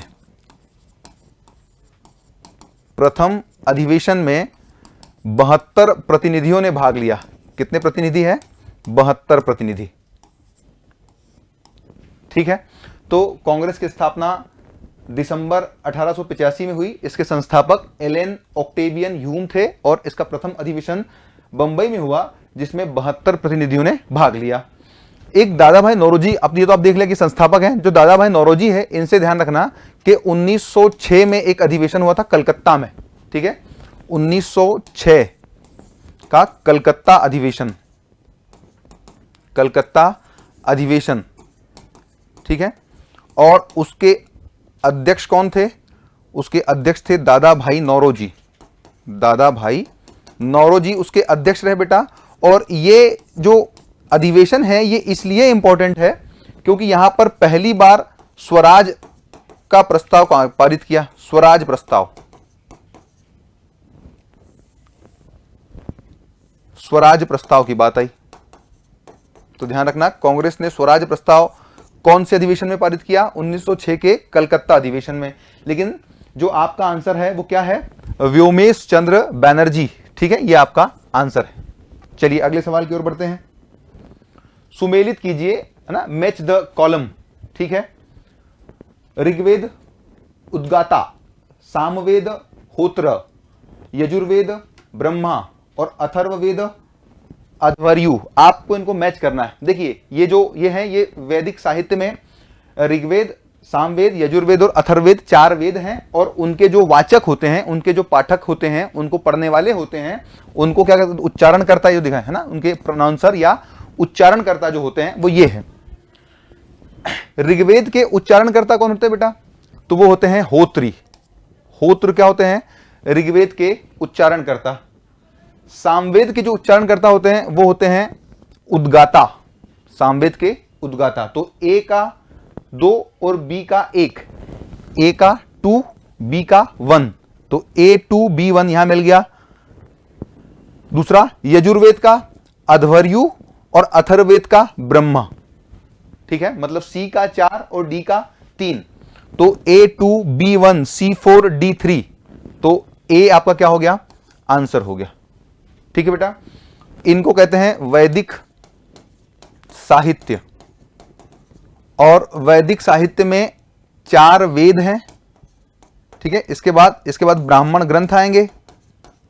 ब्राह्मण ग्रंथ, इसी में आपको मिलेंगे आरण्यक और यहीं मिलेंगे उपनिषद। यहीं क्या मिलेंगे, उपनिषद। ये सब कहा जाता है क्या, वैदिक साहित्य। और इसमें जो ऋग्वेद है वो ऋग्वेद विश्व का सबसे पुराना ग्रंथ माना जाता है, विश्व की सबसे पुरानी रचना माना जाता है। ठीक है, तो ये आंसर हुआ क्या, 56 का हमारा आंसर क्या हुआ, ए। चलिए बेटा आगे बढ़ते हैं। अगला सवाल है, स्वामी विवेकानंद को आधुनिक राष्ट्रीय आंदोलन का आध्यात्मिक पिता किसने कहा? स्वामी विवेकानंद को, who called Swami Vivekananda the spiritual father of the modern national movement? Mahatma Gandhi, Subhash Chandra Bose, Dayanand Saraswati और राजा राम मोहन रॉय। ठीक है, देखिए बेटा, इसका जो आंसर है, इस क्वेश्चन का जो आंसर है वो है सुभाष चंद्र बोस। ठीक है, आंसर क्या है? सुभाष चंद्र बोस। सुभाष चंद्र बोस ने स्वामी विवेकानंद को आधुनिक राष्ट्रीय आंदोलन का आध्यात्मिक पिता कहा। तो आंसर तो मैंने आपको बता दिया। स्वामी विवेकानंद के बारे में एक फैक्ट ध्यान रखना है, कुछ चीजें। विवेकानंद, तो स्वामी विवेकानंद में इन्होंने 1897 में रामकृष्ण मिशन की स्थापना की। रामकृष्ण मिशन की स्थापना, ठीक है बेटा। 1893 में शिकागो गए, शिकागो विश्व धर्म सम्मेलन, विश्व धर्म सम्मेलन में भाग लिया। तो 1897 में रामकृष्ण मिशन की स्थापना की स्वामी विवेकानंद ने, 1893 में शिकागो विश्व धर्म सम्मेलन में भाग लिया। तो ये ध्यान रखना है, आधुनिक राष्ट्रीय आंदोलन के आध्यात्मिक पिता कौन है? स्वामी विवेकानंद। और ये कहा किसने? सुभाष चंद्र बोस ने। तो ये आपका क्या हो गया बेटा? आंसर हो गया। ठीक है, चलिए अगले सवाल की तरफ चलते हैं। निम्न में से किस गवर्नर जनरल की समाधि भारत के गाजीपुर में? गाजीपुर का संबंध कहां से है? उत्तर प्रदेश। ठीक है, तो निम्न में से किस गवर्नर जनरल की समाधि भारत में है? हेस्टिंग्स, कॉर्नवालिस, वेलेजली और मिंटो प्रथम। ठीक है, तो यहां जो आंसर है बेटा वो है कॉर्नवालिस। इसका उत्तर क्या है?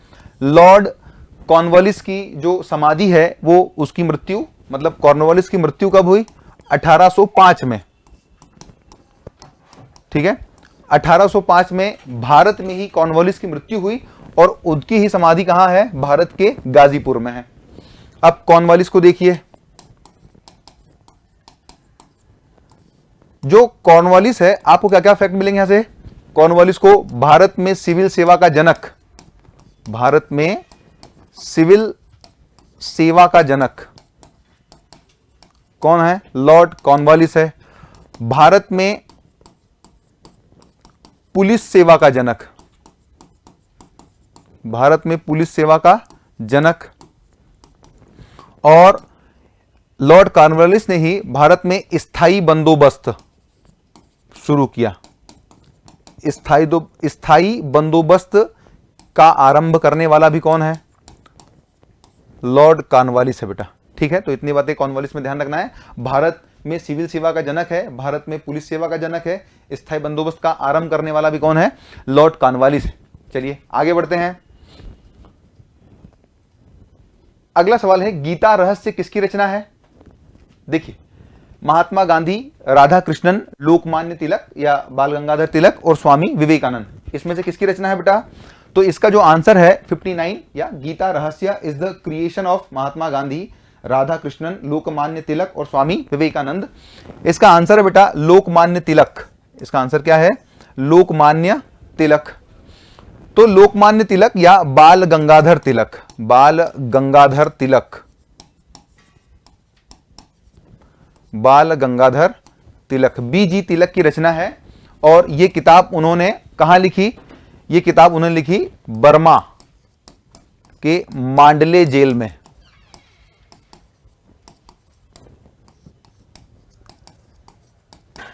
ठीक है,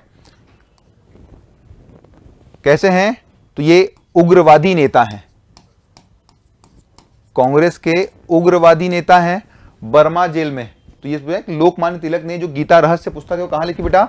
मांडले जेल में लिखी, जब उनको स्वदेशी आंदोलन के बाद गिरफ्तार कर लिया गया 1908 में, तब इस किताब की क्या हुई? रचना हुई। तो मांडले जेल में, बर्मा में लिखी बाल गंगाधर तिलक ने। तो यहां हुई। इनका ही नारा क्या है? स्वराज हमारा जन्म सिद्ध अधिकार है, जन्म सिद्ध अधिकार है और इसे हम लेकर रहेंगे। यही बात कही इन्होंने। क्या की? 1916 में होम रूल लीग की स्थापना की, होम रूल लीग की स्थापना। ठीक है, तो 1916 में होम रूल लीग की स्थापना कर रहे हैं बाल गंगाधर तिलक या बीजी तिलक या लोकमान्य तिलक। चलिए आगे बढ़ते हैं। 1915 में अफगानिस्तान में बनाई गई अस्थायी सरकार के प्रधानमंत्री कौन थे? Who was the prime minister of the temporary government formed in Afghanistan in 1915? ठीक है, राजा महेंद्र प्रताप, ओबैदुल्ला सिंधी, बरकतुल्ला और लाला हरदयाल। तो इसका जो आंसर है बेटा, इसका जो आंसर है वो है, प्रधानमंत्री पूछा गया है तो बरकतुल्ला क्या थे? उसके प्रधानमंत्री थे।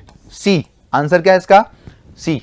ठीक है, 1915 में अफगानिस्तान में सरकार बनी, बरकतुल्ला इसके प्रधानमंत्री बने।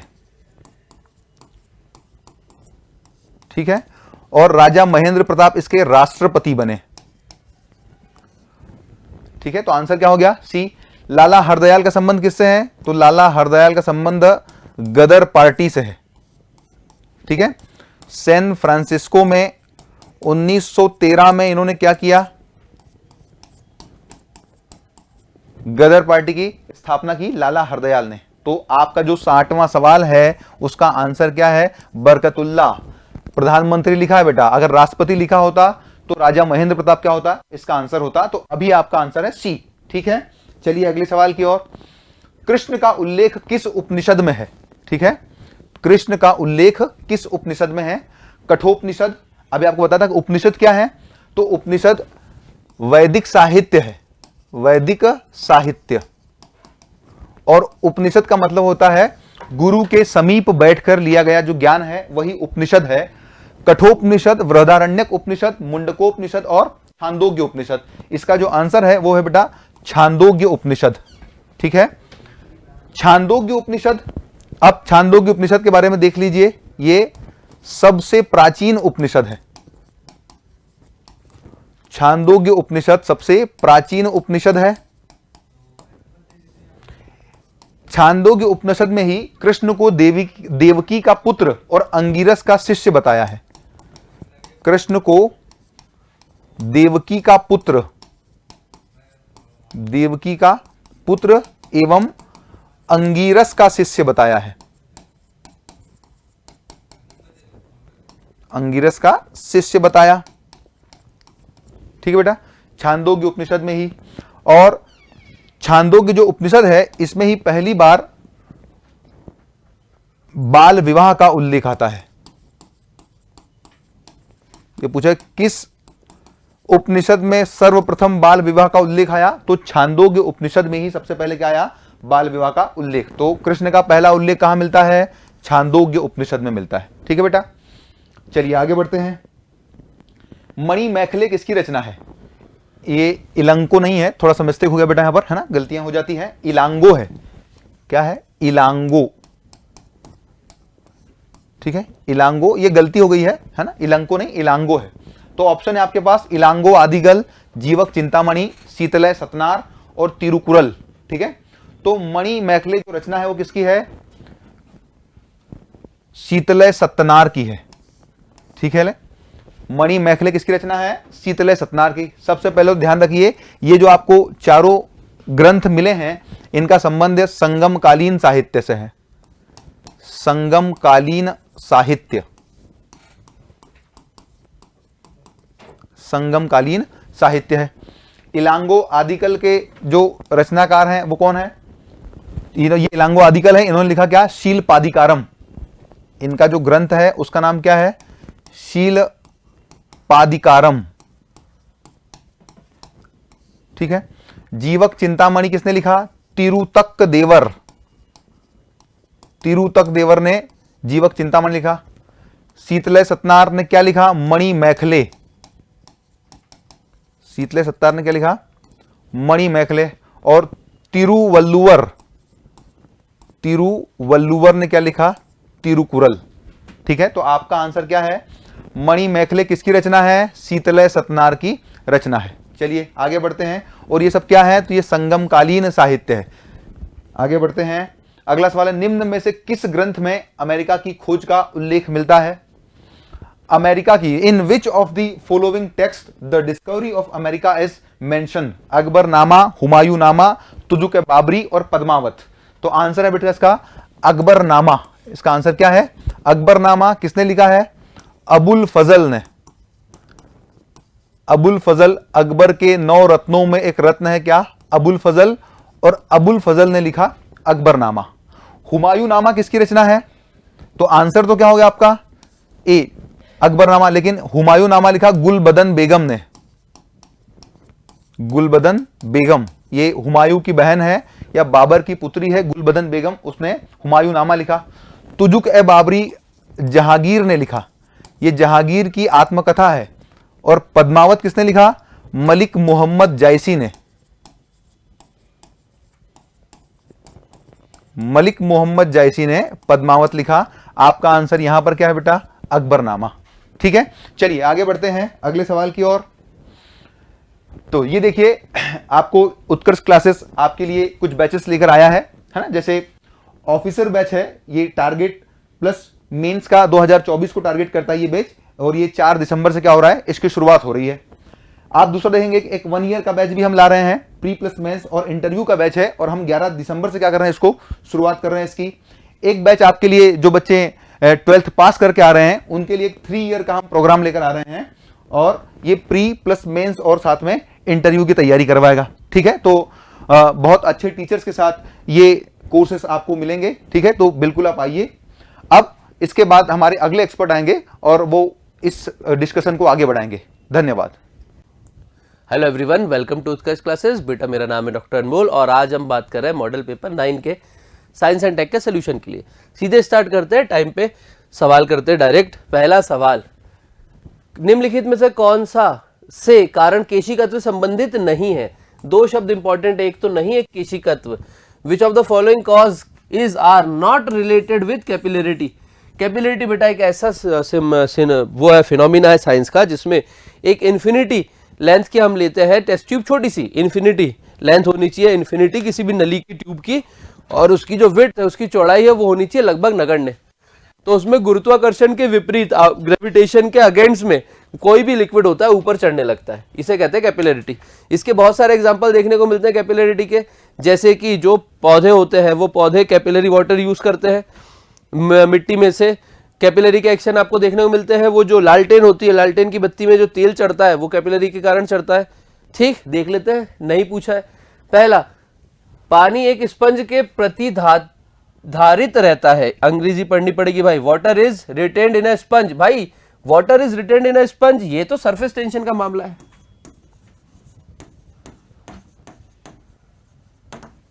पृष्ठ तनाव का मामला है ये। ठीक, दूसरा, तो ये तो आंसर नहीं है। दूसरा, small intestine moves on the surface of water. Small insects move on the surface of water.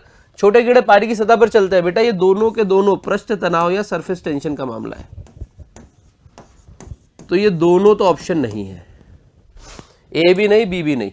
The oil in the lamp reaches at the end of the wick due to the capillarity. दीपक में तेल केशिकत्व के कारण बाती की छोर की ओर पहुंचता है। सत्यवचन पहुंचता है। पौधों की जड़ रोम कोशिकाओं के द्वारा मिट्टी से पानी ग्रहण करती है। Root hairs of plant absorb water from the soil due to the capillarity action. बिल्कुल सही। तीसरा चौथा सही है। उसने पूछा नहीं, उसने गलत पूछा है, तो 3 भी सही है तो नहीं, 4 भी सही है तो नहीं। 3 भी सही है, कट गया, 4 भी सही है, कट गया। आंसर हो गया डी, डी फॉर दिल्ली। अगला, निम्नलिखित में से कौन सा एक लक्षण हरे मटर में मेंडल के 7 विषम लक्षणों का भाग नहीं है? नहीं है। Which of the following traits is not a part of Mendel 7 heterogeneous trait in a green pea. Mendel के अनुवांशिकता के जो नियम है, जेनेटिक्स के लॉ है, उसने मीठी मटर पे अपने रिसर्च किए थे, और जिस मीठी मटर पे उसने रिसर्च किए थे उसमें टोटल 7 कैरेक्टर उसने चूज किए थे, 7 कैरेक्टर चूज किए थे, जिसमें से मैक्सिमम कैरेक्टर उसके बीज के आकार पे थे, मैक्सिमम कैरेक्टर उसके फूल के ऊपर थे, फूल की स्थिति के ऊपर थे। तो उसके हिसाब से देख लेते हैं। बीज का पीला हरा रंग बिल्कुल है। सीमावर्ती टर्मिनल और अक्षीय एक्सियल फूल बिल्कुल फूल के ऊपर है। टर्मिनल एक्सियल फ्लावर्स बिल्कुल सही है। चिकना और खुरदुरा तना, ना भाई, तना स्टेम मेंडल के में शामिल नहीं है। टॉलर डार 5 पी प्लांट, ऊंचे और बौने पौधे, बिल्कुल ये भी थे। कहीं पर भी मेंडल ने तने की बात नहीं की, तो आंसर हो गया सी, सी फॉर चेन्नई। किसी तत्व के एक परमाणु की द्रव्यमान संख्या 23 है और उसकी परमाणुक संख्या 11 है, ठीक है। The mass number of an atom in element is 23, बिल्कुल मान गए। एटॉमिक नंबर इज 11, बिल्कुल मान गए। न्यूट्रॉन प्रोटॉन ज्ञात करने, ध्यान से, जो संख्या नीचे दी जाती है वो होती है उसकी प्रोटॉन की संख्या, तो प्रोटॉन होगा 11। उदासीन है, if the mass number of an atom in, हाँ तो उदासीन है, न्यूट्रल है, मतलब कोई पॉजिटिव नेगेटिव नहीं है, तो न्यूट्रॉन में कितने हो जाएंगे, इलेक्ट्रॉन में कितने हो जाएंगे, 11। और ऊपर जो दिया रहता है मास नंबर वो होता है प्रोटॉन प्लस न्यूट्रॉन, तो प्रोटॉन प्लस न्यूट्रॉन कितना है, 23 बराबर प्रोटॉन 11, तो न्यूट्रॉन की संख्या ज्ञात कर लो गणित करके, 12 हो जाएगी, तो न्यूट्रॉन हो जाएगा कितना, 12। सिंपल सा कार्यक्रम है, देख लेते हैं। न्यूट्रॉन 12 किस में आ रहा है, न्यूट्रॉन 11 कट गया, न्यूट्रॉन 12 है भैया, तो ये हो गया answer B for Bhopal. 11 proton, 11 electron और 12 न्यूट्रॉन, बराबर आंसर, सटीक। अगला सवाल, मनुष्य की मेरुरज्जु तंत्रिकाएं होती है, spinal cord nerve, spinal nerve कहते हैं इसको केवल, spinal nerve is 31 pair, spinal nerve 31 pair और क्रेनियल नर्व इज 12 पेयर्स। आया हुआ क्वेश्चन है बेटा ये, आंसर डी फॉर दिल्ली। अगला सवाल, निम्नलिखित में से कौन सा सुमेलित नहीं है, which of the following is not correctly matched. Lactic acid milk, बिल्कुल सही, खट्टेपन का कारण है लैक्टिक एसिड। सिट्रिक एसिड नींबू, बिल्कुल विटामिन सी का सोर्स है, सही बात है। ब्यूटारिक अम्ल खराब मक्खन, हाँ ये भी सही है। फॉर्मिक एसिड विनेगर, ना। फॉर्मिक एसिड चीटी एंट, फॉर्मिक एसिड बिच्छू का डंक, ठीक, तो आंसर हो गया D, D for delta, D for delta या डी फॉर दिल्ली, ठीक। अगले सवाल पे आते हैं भाई साहब, अगले सवाल पे आते हैं। पारिस्थितिकी संबंधित है, ecology is related to from the bones, नहीं भाई, ऑस्टियोलॉजी कहलाता है, हड्डियों से रिलेटेड, अस्थि पतंगों से, ना भाई, ना ना ना ना, कीट पतंगों की बात नहीं हो रही, कीट पतंगों से बिल्कुल नहीं, बिल्कुल नहीं, बिल्कुल नहीं, कट गए दोनों। जीव और पर्यावरण के साथ संबंधों से, आंसर है सी। इकोलॉजी या इन्वायरमेंट दोनों का मतलब यही होता है, हमारे आसपास जितनी चीजें इनके बीच के संबंध ज्ञात करने की बात होती है, इकोलॉजी। अगला सवाल बेटा, बायोडायवर्सिटी शब्द का प्रयोग सर्वप्रथम किसने किया, बायोडायवर्सिटी का प्रयोग किया रोजेन ने 1985 में, आंसर हो गया बी, बी फॉर भोपाल, ठीक। आगे पीछे के ऑप्शन कोई काम के नहीं है कि इनका डिस्क्रिप्शन किया जाए। निम्नलिखित में से कौन सा एकीकृत परिपथ आईसी पूरे सर्किट को अलग अलग भागों को पावर या सिग्नल सप्लाई करने का काम करता है, which of the following integrated circuit works to supply power और signal to different part of the entire circuit. ध्यान से, डिफरेंट पार्ट को अगर इंफॉर्मेशन दे रहा है, पावर दे रहा है, तो वो बार बार स्विचिंग कर रहा होगा अपने काम की, शिफ्टिंग मार रहा होगा, तो आंसर है स्विचिंग आईसी। टाइमर आईसी का काम होता है कि हर एक टाइम के बाद अपनी पावर या अपने सिग्नल भेजता है, उसमें मतलब क्लॉक सेट होती है, अपने टाइम के हिसाब से काम करे। स्विचिंग बार बार सिग्नल्स को चेंज करने का काम करती है। प्रोग्रामेबल मतलब उसको आप पहले से प्रोग्राम कर सकते हो, आप पहले से उसको क्या कर सकते हो, प्रोग्राम कर सकते हो, ये उसकी खासियत होती है। अगला सवाल बेटा, global mobile personal communication bye satellite, global mobile personal communication bye satellite की अगर बात करें तो हम देसी भाषा में इसको बोलते हैं सैटेलाइट फोन। ये सैटेलाइट फोन वही है जो कारगिल युद्ध के समय हमारे सैनिकों के लिए पहुंचाया था भारत सरकार ने तुरंत, क्योंकि ये डायरेक्ट सैटेलाइट से कनेक्टेड होता है, और डायरेक्ट सैटेलाइट से कनेक्टेड होने के कारण इसके लिए कोई टावर की रेंज का फर्क नहीं पड़ता, हर जगह सिग्नल कैच करता है, ये हर जगह सिग्नल कैच करता है। हर सैटेलाइट फोन का एक फिक्स IMEI नंबर होता है, सत्य वचन है, ठीक, आइडेंटिफिकेशन है ये मोबाइल का, ये एक यूनिक आइडेंटिफिकेशन होता है हर मोबाइल का, और आप कहीं पर भी हो जहां सैटेलाइट का रीच है वहां पर आप इसके सिग्नल कैच कर सकते हो, और सिग्नल कैच करने के बाद आप बात को कर सकते हो डायरेक्ट, आप इसके डायरेक्ट बात कर सकते हो बिना किसी रोक के, ठीक। देख लेते ऑप्शन क्या है, सैटेलाइट फोन भी कहा जाता है, सही है। इसका उपयोग आपदा प्रबंधन, देश की सुरक्षा, एडवेंचर स्पोर्ट्स में होता है, हाँ भाई ऐसे लोगों में ज्यादा होता है। IMEI नंबर होता है, बिल्कुल भाई, international mobile equipment identity, IMEI number full form होता है इसका। उपरोक्त सभी, ऑल। ठीक, अगला सवाल बेटा, ड्रोन रोबोट किस श्रेणी में आता है? ड्रोन रोबोट बोले तो यूएवी, अनमैन्ड एरियल व्हीकल होता है ड्रोन। अगर इससे बम भी गिराओगे तो ये बन जाता है UCAV, unmanned combat aerial vehicle. Humanoid robot जो इंसान जैसा दिखता है, बिल्कुल नहीं, जैसे सोफिया दीदी। ऑटोनोमस रोबोट जो अपने काम खुद करने के लिए स्वायत्त होता है, उसमें ऑटोमेसी होती है, वो होता है। लेकिन आंसर यहाँ पे क्या है? Unmanned aerial vehicle. अगला, AI powered chatbot. AI powered chatbot का उपयोग करने वाला टीवी का पहला कार्यक्रम कौन सा है? ध्यान से, मैं कुछ भी कर सकता हूं, पहला कार्यक्रम है। इसका एक बड़ा फेमस कैरेक्टर था doctor Sneha. Doctor Sneha AI powered chatbot था ये, और ये डॉक्टर स्नेहा चैटबॉट बनी थी इसमें। तो आंसर है बी फॉर भोपाल। सत्यमेव जयते एक सामाजिक कुरीतियों के ऊपर, सामाजिक कुरीतियों को सामने लाने के लिए, उसके ऊपर जागरूकता उत्पन्न करने के लिए आमिर खान साहब ने बनाया शो था शक्तिमान। आप लोगों के ज़माने का नहीं, हम लोगों के ज़माने का एक बहुत ही बड़ा फेमस शो। मुकेश खन्ना साहब बने थे शक्तिमान इसमें।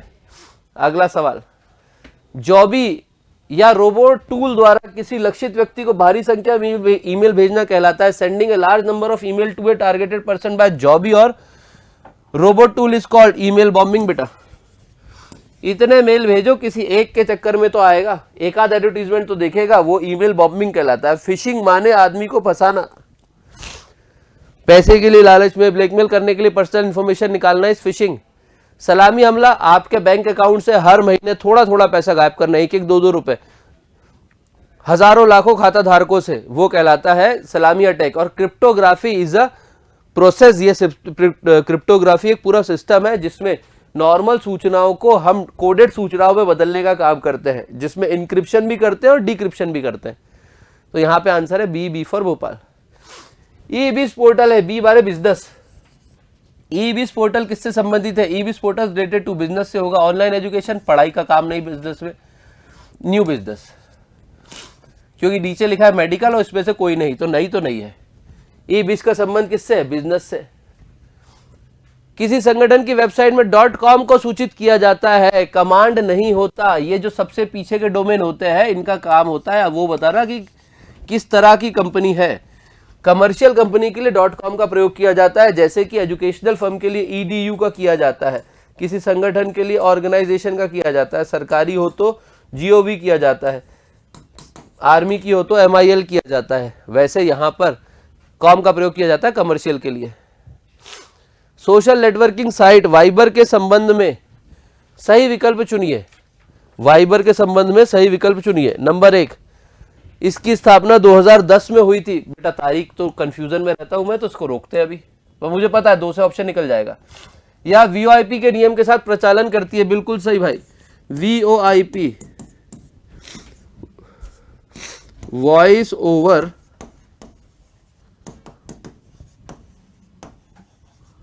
इंटरनेट प्रोटोकॉल, सही बात। वॉइस ओवर इंटरनेट प्रोटोकॉल का प्रयोग करता है कौन? Viber. Third party calling system देता है ये, या फ्री कॉलिंग मैसेजिंग ऐप है, ये भी सही है। ये दोनों सही है, तो आंसर हमेशा डी ही होगा। मतलब एक इंफॉर्मेशन और भी ली, स्थापना कब हुई थी? 2010। इस तरह के क्वेश्चन में एक आध तारीख का स्टेटमेंट डाला जाता है ताकि आदमी तारीख में फंस के ही सवाल गलत कर दे।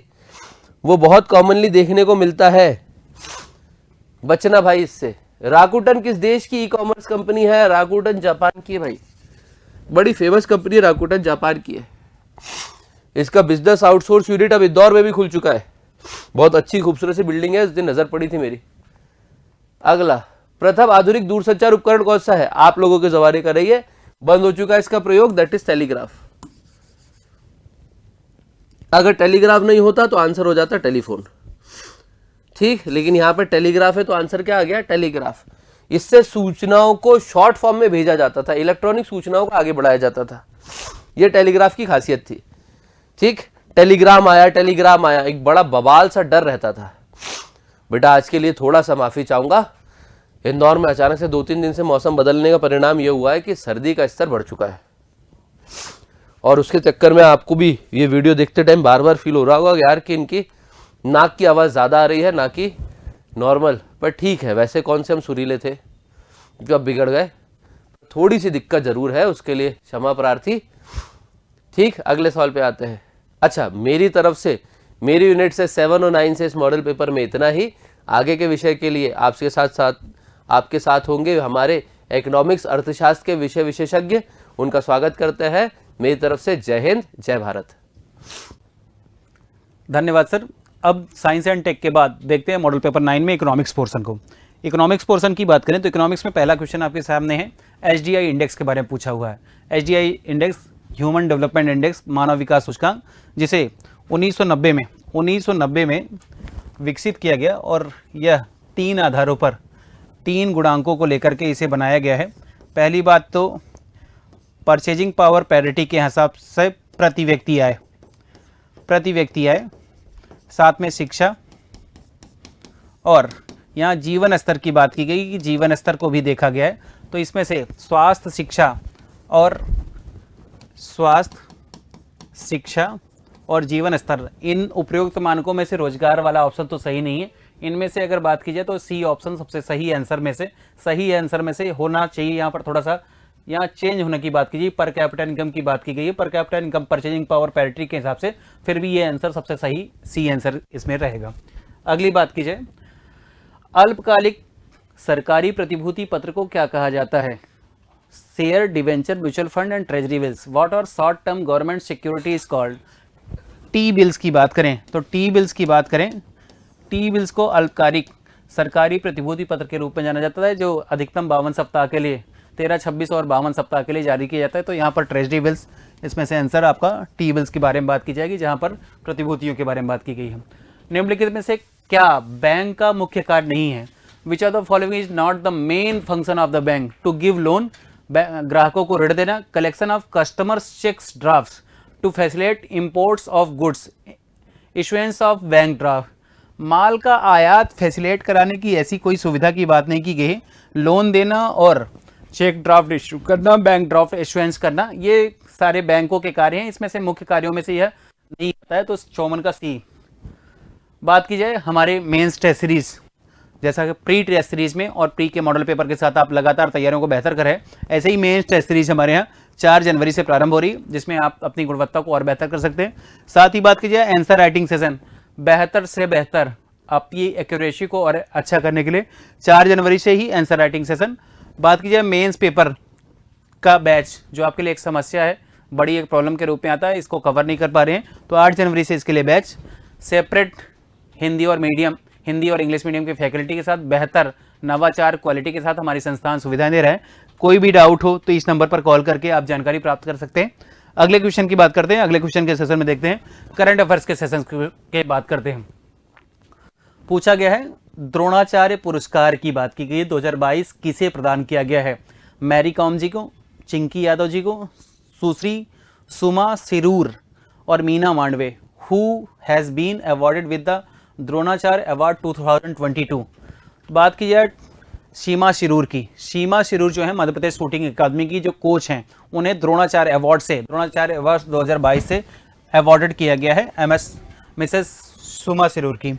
अगले क्वेश्चन की बात करते हैं। प्रतिवर्ष 1 मई को किन 2 राज्यों का स्थापना दिवस मनाया जाता है? 1 मई 1960 की बात की जाए, 1960, गुजराती और मराठी भाषा के आधार पर गुजरात और महाराष्ट्र का डिवीजन किया गया, तो गुजरात और महाराष्ट्र का जो स्थापना दिवस है वह 1 मई को मनाया जाता है, आंसर के रूप में रहेगा। किस राज्य में भारत की पहली वाटर मेट्रो सेवा का उद्घाटन किया गया है? तो हाल ही में बात की जाए 10 द्वीपों को आपस में जोड़ते हुए, यहाँ पर केरल की बात की जाए तो केरल में 10 द्वीपों को जोड़ते हुए वाटर मेट्रो सेवा की शुरुआत की गई है, केरल राज्य इसमें सही आंसर में से आपका ये रहेगा। अगले क्वेश्चन की बात करते हैं। किस देश ने 13वीं बार बैडमिंटन सुदीरमन कप 2023 का खिताब अपने नाम किया? तो देखिए, बैडमिंटन की बात की जाए तो चाइना इसमें बहुत अच्छा है, चाइना का इसमें परफॉर्मेंस बहुत ही अच्छा है। तो सुदीरमन कप की बात की जाए तो चाइना ने अभी 13वीं बार लगातार इसको जीता है, और पहला जो सुदीरमन कप है इंडोनेशिया में आयोजित किया गया था, इसकी बात की गई है। अगली बात की जाए, अगले क्वेश्चन की ओर चलते हैं। तीर्थयात्रियों को मुफ्त हवाई सेवा प्रदान करने वाला भारतीय राज्य कौन सा है? 79 नंबर क्वेश्चन में मध्य प्रदेश, राजस्थान, उत्तराखंड और कर्नाटक। मध्य प्रदेश, राजस्थान, उत्तराखंड और कर्नाटक ऑप्शन में से अभी बात की जाए मध्य प्रदेश राज्य की, तो मध्य प्रदेश ने 24 पुरुष और 8 महिला तीर्थयात्री को भोपाल से प्रयागराज के लिए हवाई जहाज की यात्रा कराई है और इसमें से आपका मध्य प्रदेश राज्य तीर्थयात्री अब हवाई सेवा के माध्यम से उपलब्ध करा रहा है। बीसीसीआई के द्वारा हाल ही में इंडियन क्रिकेट टीम का किट स्पॉन्सर किसे घोषित किया गया है? तो बीसीसीआई की बात की जाए तो हाल ही में इसने अभी एडिडास को अभी अपना किट स्पॉन्सर के रूप में घोषित किया है। अगले क्वेश्चन की बात करें, किस जगह पर अवस्थित हुसैन सागर झील के किनारे, बात की जाए तेलंगाना की, तो तेलंगाना गवर्नमेंट के जो अब तो पूर्व हो गया, पूर्व जो सीएम थे केसीआर की बात की जाए तो केसीआर ने भीमराव अम्बेडकर साहब यानी महू में जन्म हुआ 125 फीट ऊंची प्रतिमा का अनावरण किया गया है और ये हैदराबाद की बात की जाए, यहाँ हैदराबाद में इसकी स्थापना की गई है। 125 फीट ऊंची प्रतिमा स्थापित की जाएगी। अगले क्वेश्चन की ओर चलते हैं। चर्चा में रहा तुलजा भवानी मंदिर की बात की जाए तो महाराष्ट्र में तुलजा भवानी मंदिर धाराशिव जिले में स्थापित किया गया। धाराशिव जिले में तुलजापुर, जहां पर 51 शक्तिपीठों में से बात की जाए तो एक शक्तिपीठ है वह महाराष्ट्र में स्थापित किया गया है। अगले क्वेश्चन की ओर चल रहे हैं।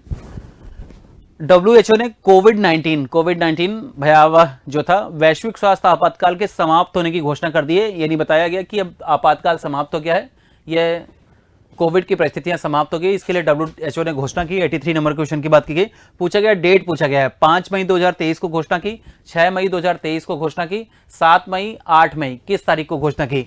तो बात की जाए 5 मई 2023 को WHO ने कहा है, टेड्रोस एडेनॉम करके इनके जो चेयरमैन थे उन्होंने कहा कि इसकी महामारी की समाप्ति हो गई है, अब ये वैश्विक खतरा नहीं है।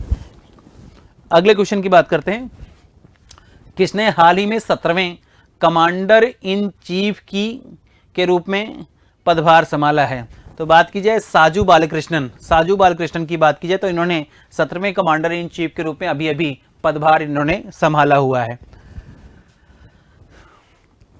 9 पेपर हमने कर लिए, 10वां पेपर भी आप कंप्लीट करके ये बुक जो ये क्वेश्चंस चल रहे हैं, अगर आपको नहीं पता तो ये सारे क्वेश्चंस इस बुक में जो मॉडल पेपर 10 पेपर हैं, अभी भी आपके पास समय है। ये 10 पेपर 10 बार परीक्षा दे करके बिल्कुल जैसा एग्जाम हॉल में फील करते हैं वैसे एग्जाम हॉल में फील करके, इसमें साथ साथ में बुक में आपके पीछे OMR भी दिए गए। OMR को फिल करके आप तैयारियों को अपने और ज़्यादा बेहतर कर सकते हैं। तो हमसे लगातार बने रहिए, जुड़े रहिए, और भी एक्स्ट्रा जो नए MCQ बैच चल रहे हैं उनमें ज्वाइन करिए और मुख्य परीक्षाओं की तैयारी के साथ मिलते हैं। आगे के लिए शुभकामनाएं, धन्यवाद।